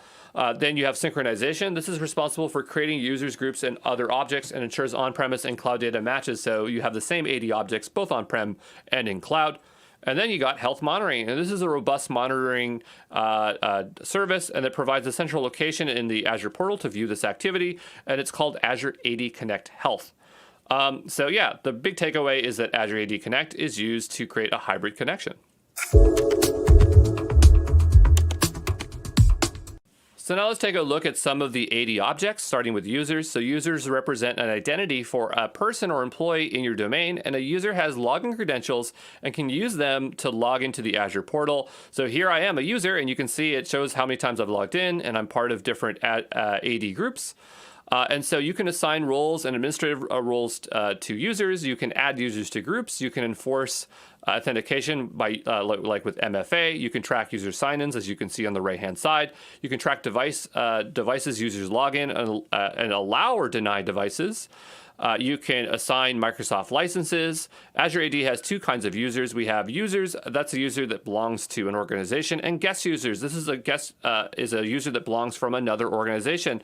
And we'll cover Azure AD roles in the roles section here because that is that you're going to be using to apply to these users. So groups in Azure AD lets resource owners assign a set of access permissions to all members of the group instead of having to provide the rights one by one. And so on the right-hand side here, you can see I have a bunch of groups in Exam Pro, and groups can contain owners, and owners have permissions to add or remove members, and then the members have rights to do things, okay? And so for assignment, you can assign roles directly to a group. You can assign applications directly to a group. And to request join groups, so the group owner can let users find their own groups to join instead of assigning them to them. And the owner can set up the group to automatically accept all users that join or require approval. This is really great when you just want people to do the work themselves, as opposed to having to do all that manual labor of adding them to groups. Let's talk about how we're going to give users rights to access resources, and there are 4 different ways to do that. The first is direct assignment, and this is where the resource owner is going to directly assign the user to the resource. Then you have group assignment. This is where the resource owner assigns a group to the resource, which automatically gives all group members access to the resource. Then you have rule-based assignment. This is resource owner. This is where the resource owner creates a group and uses a rule to define which users are assigned to a specific resource. And then you have external authority assignment. This access comes from an external source, such as an on-premise directory or SaaS application. And I just want you to know that there's 4 different ways to do it. So to get access to resources. Let's talk about external identities. So external identities in Azure AD allows people outside your organization to access your apps and resources while letting them sign in and use whatever identity they prefer. So your partners, distributors, suppliers, vendors, or other guests can bring their own identities, such as Google or Facebook. You can share apps with external users. So that's for B2B stuff. If you develop apps intended for Azure AD tenants, for single tenant or multi-tenant, you can do that as well. You can develop white label apps for consumers and customers. This would be like Azure AD B2C. So there you go. Hey, this is Andrew Brown, and welcome to the AZ104 follow along. And the first video in our journey on learning on how to be a good administrator is learning about Azure Active Directory tenants. And so tenants is the way we are going to group all of our users within an organization. So this is like the logical division of organizations within Azure. And so let's just make our way over to where tenants are, and they're under Azure Active Directory AD. We'll click there. And so the idea is that when you first created your Azure account, you already have a single tenant, and that is your organization. So here I have one here called the Hushnook. And down below, I have a license applied to it. So this is the Azure AD Premium P2. But the idea is you can create multiple ones. And so these can act as different organizations. And really what a tenant is just an instance of Azure Active Directory. That's exactly what it is underneath. But let's go ahead and go create a new one. And we have 2 options here. We can create an Azure Active Directory. And I think what really is implied here is that it's a B2B. When you read the documentation, they talk about B2C and B2B. B2B means business to business, meaning that you're joining businesses and other businesses together. And then B2C means business to consumer. And so up here in the description, they say the B2C enables users to access applications published by your organization and share administration experiences. All right. So what we'll do is we'll go to the next step here, and we're going to need to name our organization. I'm going to name it Starfleet. And we need our initial domain. Notice it's going to be on Microsoft.com. So we will just lowercase that. If it's already used, it might complain. We'll see if I can take that. And it's already taken. So we'll say the USS Starfleet. Oh, it must be numeric. Take that out there. There we go. U and 3 S's. That's not easy at all, but that's okay. I'm going to change my default location to Canada. I think it still deploys in the US anyway. So it's still going to say United States where the data center is going to be. We're going to go ahead and hit review create and give it a moment. It's saying I'm missing some information there. Already used by another directory, so I still can't call it that. Boy, oh boy. So I'll just say Starfleet 1984. And I think we should be able to do that. And we'll go ahead and create it. And so you're going to have to play around and find the name that's going to work for you. And then we'll just wait for it to create this tenant. It shouldn't take too long here.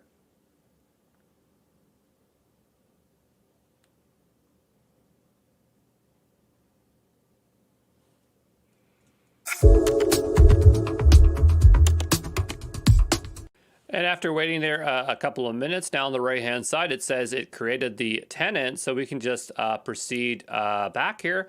And so I'm just going to go back to Azure Active Directory at the top. I find it just easier to always search and go back this way. And so we'll just wait a moment for this to load. But we're still in our Husnook Azure Active Directory. That's my default one there. But let's say I wanted to go ahead and switch a tenant. I can go now and just switch. And so here I have my Exam Pro one, Husnook, and Starfleet. I'm going to go ahead and switch it over to this one. And so essentially now I have all these isolate users. So I can have different users in these other tenants, and that's the way you'd isolate them out. Notice that this one is Azure AD free.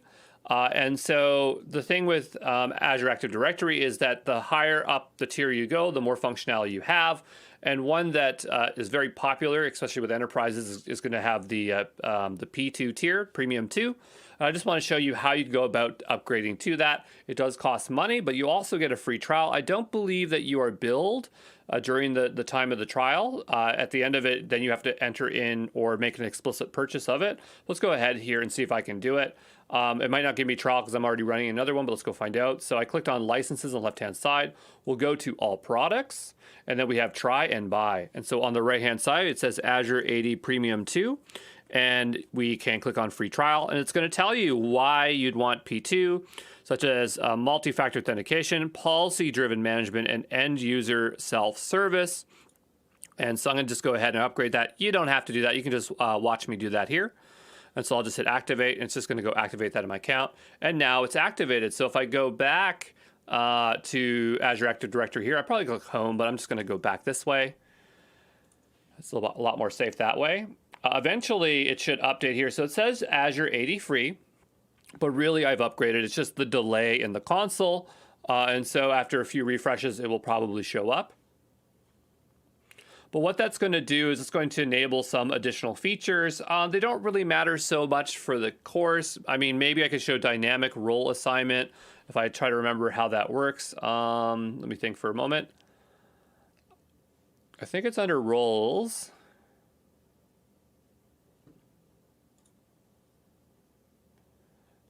But anyway, so, you know, that's how you do that. And I just wanted to show you how to create a tenant and then just able to switch between them there.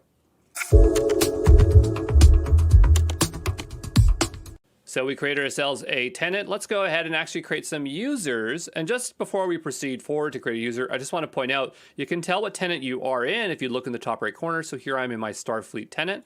And there's actually, I think you can switch between here. Yeah, that's an easier way to switch between your directories, but generally that's not how I do it. I'll go to the top here and just type in Azure Active Directory. And when I want to switch a tenant, I just click the Switch Tenant button and click on what I want. But we'll make our way back to the Starfleet tenant that I have here. Here you can see my information, and I've obviously activated Azure AD Premium P2. But before we go ahead and create a user, we're going to have to create a group, and I'll show you why. If I'm going to go ahead, I'm just going to speed through this for a second. But if I scroll on down, I have this option where I need to create assign it to a group. I guess I don't have to, but the problem is I don't have one. And so before I create my user, let's go ahead and create ourselves a new user group. And so we'll go ahead and create a new group here. And we have two options. We have security and Microsoft 365. It explains right here the difference. So 365 is really for giving access to mailbox, calendar, files, SharePoint. We're not doing that stuff here. We're just sticking with regular security groups, which is for Azure stuff. We'll name this developers, and then we'll name this developers. And notice here that the membership type, I have a drop-down. If you're on the free tier, this is going to be grayed out, but this dynamic user is part of P2. And so this allows us to add a dynamic query. And the idea here is that if I start having users and I just say, if a user is from Canada, then they'll automatically be added to this group. And so that's the query that gets outputted. But we're not going to make a dynamic group today. We'll just make our way back here to the new group. And we'll just manually assign stuff, all right? I'll go ahead there and create that user, or that group there. And now that we have that group, let's make our way over to users. So we'll go back here. I'm gonna make myself a new user. And on the top here, we'll go here, and we'll name this one Kevin. And we'll have that lowercase.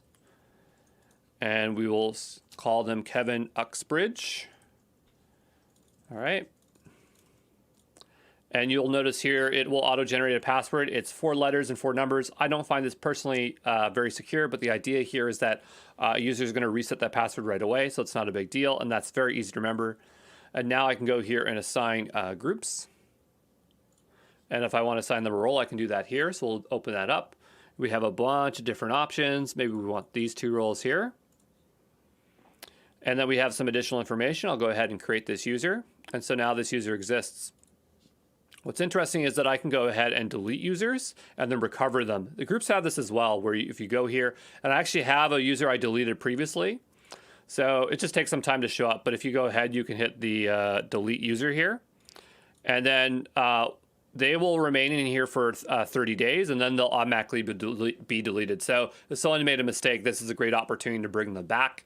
And so I can just go checkbox on Rishan here, and we can just bring her on back, restore that user. All right, and again, you know, this is sometimes a bit delayed, so we might have to hit refresh. There she is, and so, you know, that is the whole group and user stuff there.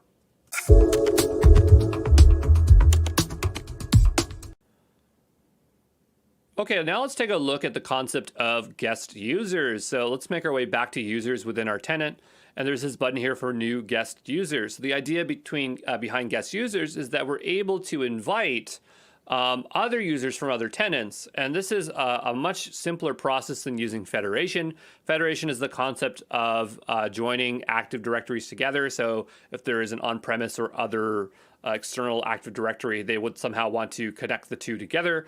And there's a lot of administrative burden with that. But if everybody's already using Azure Active Directory, it's as simple as adding a guest user. So what we're going to do is go back to home here. I'm just going to go back to Azure Active Directory, and we're going to switch tenants. I'm going to go back to my Hushnook one here. And you probably won't see that. That's just showing up because it wants me to use MFA. And I'm going to go here to users, and we're going to go ahead and create ourselves a new user. I'm going to call this one a Hushnook. And we will name it simply that. And let's make note of the actual email there. That's hushnook@microsoft.com. And we'll go ahead and create that. And now what I'm going to do is I'm just going to copy that email there. Okay. I think I got it. Yes, I do. Good. And we're going to make our way back to Azure Active Directory. We're going to switch tenants back to Starfleet. And we are going to go to users, and we're going to add a new guest user. I'm going to invite a user, and I'm just going to put in their email there. And we will say Hushnook. Hushnook. And we'll just put that both. And we can assign them to groups and roles. It's all the same story here. I'm just going to go ahead and invite them. And so now they've been sent off an invitation. Notice that they show up under as guest. All right, so there you go.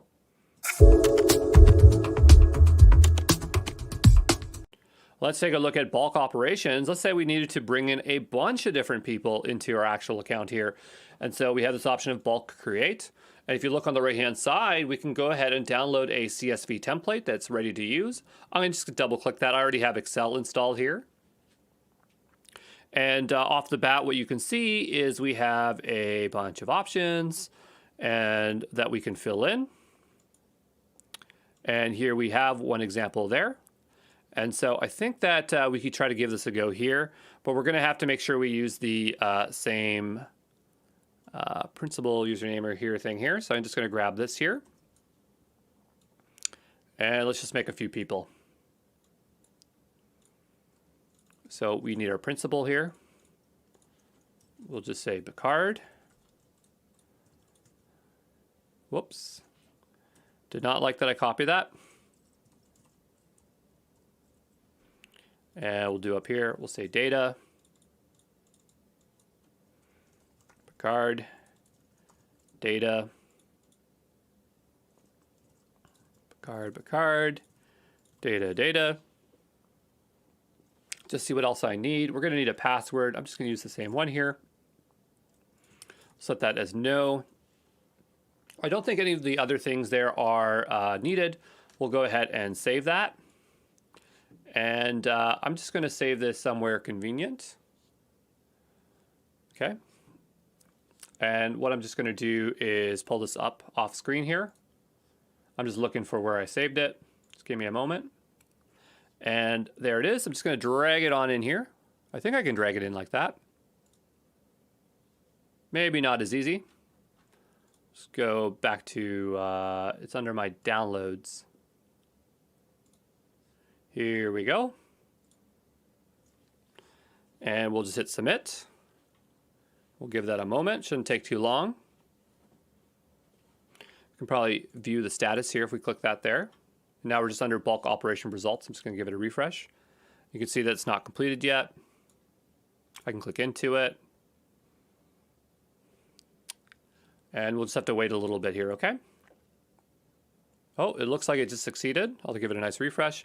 It's going to tell me how did it turn out. 2 success, 0 failures, total requests. Let's click into that so we can see what it did. That looks pretty darn good to me. So that is pretty good. We'll make our way back to our users. And you can see that they're en masse imported. So there you go.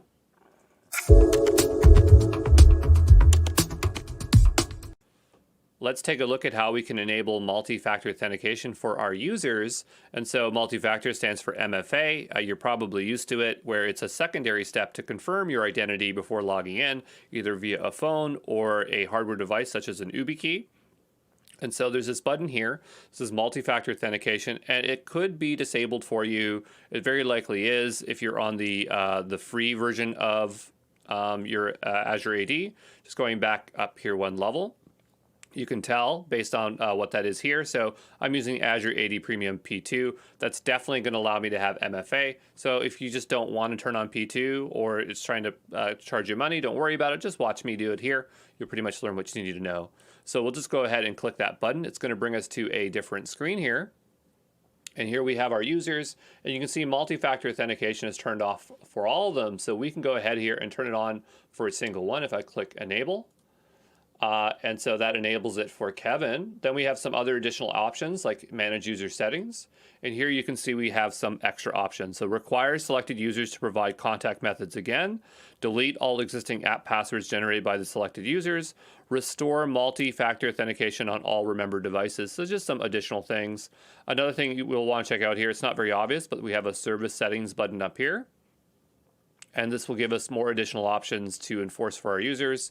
So first we have app passwords. So this allows users to create app passwords to sign into non-browser apps, so things that are not part of the website here. And so you can whitelist some IP addresses for them so that they are trusted from those locations. Then for verification options, this is something that's important. We have some options like call to phone. So it will actually, to do the MFA, it will actually call your phone and you'll tell you the letters and numbers that you enter in, or it can send you a text message, or it can notify you through the mobile application. So you can install the companion app from the Android or iOS store. or the Windows Store. I imagine there's a Windows Store too.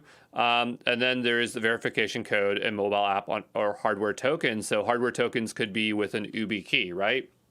Then you can say, remember a multi-factor authentication on trusted devices for X amount of days. That way they don't have to enter it all the time because it might get annoying for some users. Honestly, for me, I want everyone to enter it every single time because that's just how I am. But let's make our way back here and see how we can do some bulk assignment. So what I'll do is I want to enable it for a few people here. So if I go up to bulk update, I can download a sample file, and that's going to go ahead and download that. And you can see I actually did this previously here, so I'll just copy it. And what we'll do is just paste that in there. So we're just pasting in, yeah, that's fine. We're just pasting in their name, right, and the MFA status.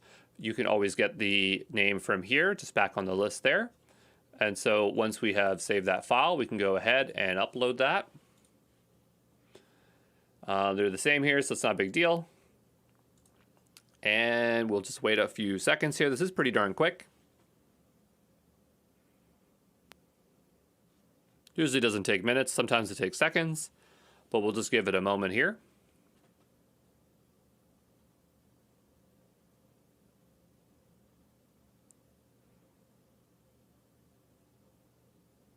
And there we go. So that was a long wait. I don't know why, but it verified the two there. And so if we go next, now those will be now enabled. There's also this option to enforce. So let's go there. After multi-factor authentication is forced, users will need to create app passwords to use non-browser applications such as Outlook or links. And so that's a great option to have. So I'll just go ahead and enable that as well. So now that's enforced. And so that's all you really need to know about MFA.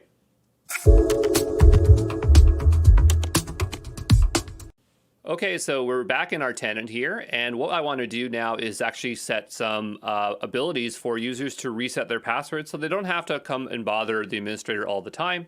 So under your tenant on the left-hand side, what you want to look for is password reset, and now we have a bunch of options here for resetting password. So we're going to have to go ahead and enable it. We can enable it based on a per group level, such as developers, but what I'm going to do is set it for everybody here, which I think is a lot better option. And then down below, we have a lot of things we can do here. So looking at authentication methods, we can choose the number of methods required to reset. So maybe they need to use 2 options in order to reset their password, which is a lot more secure. And then we can checkbox on possible methods they can use. Then we could require a certain number of questions required here. So 3 and 3, you can see I was setting something earlier here. You can create your own custom questions. And then so we'd go ahead here and just add a new one. So you know, what is the best, you know, song? We'll go ahead and hit add. And the idea is that you can add them there. There's also a bunch of predefined ones. So if you're having a hard time thinking of any, you can definitely checkbox on some here, right? And so now we have a large pool of questions that can be used there. We'll go ahead and save that. Then under registration, we can say require users to register when signing in. I think that's a great option to have there. And then you can have number of days before users are asked to reconfirm their authentication method.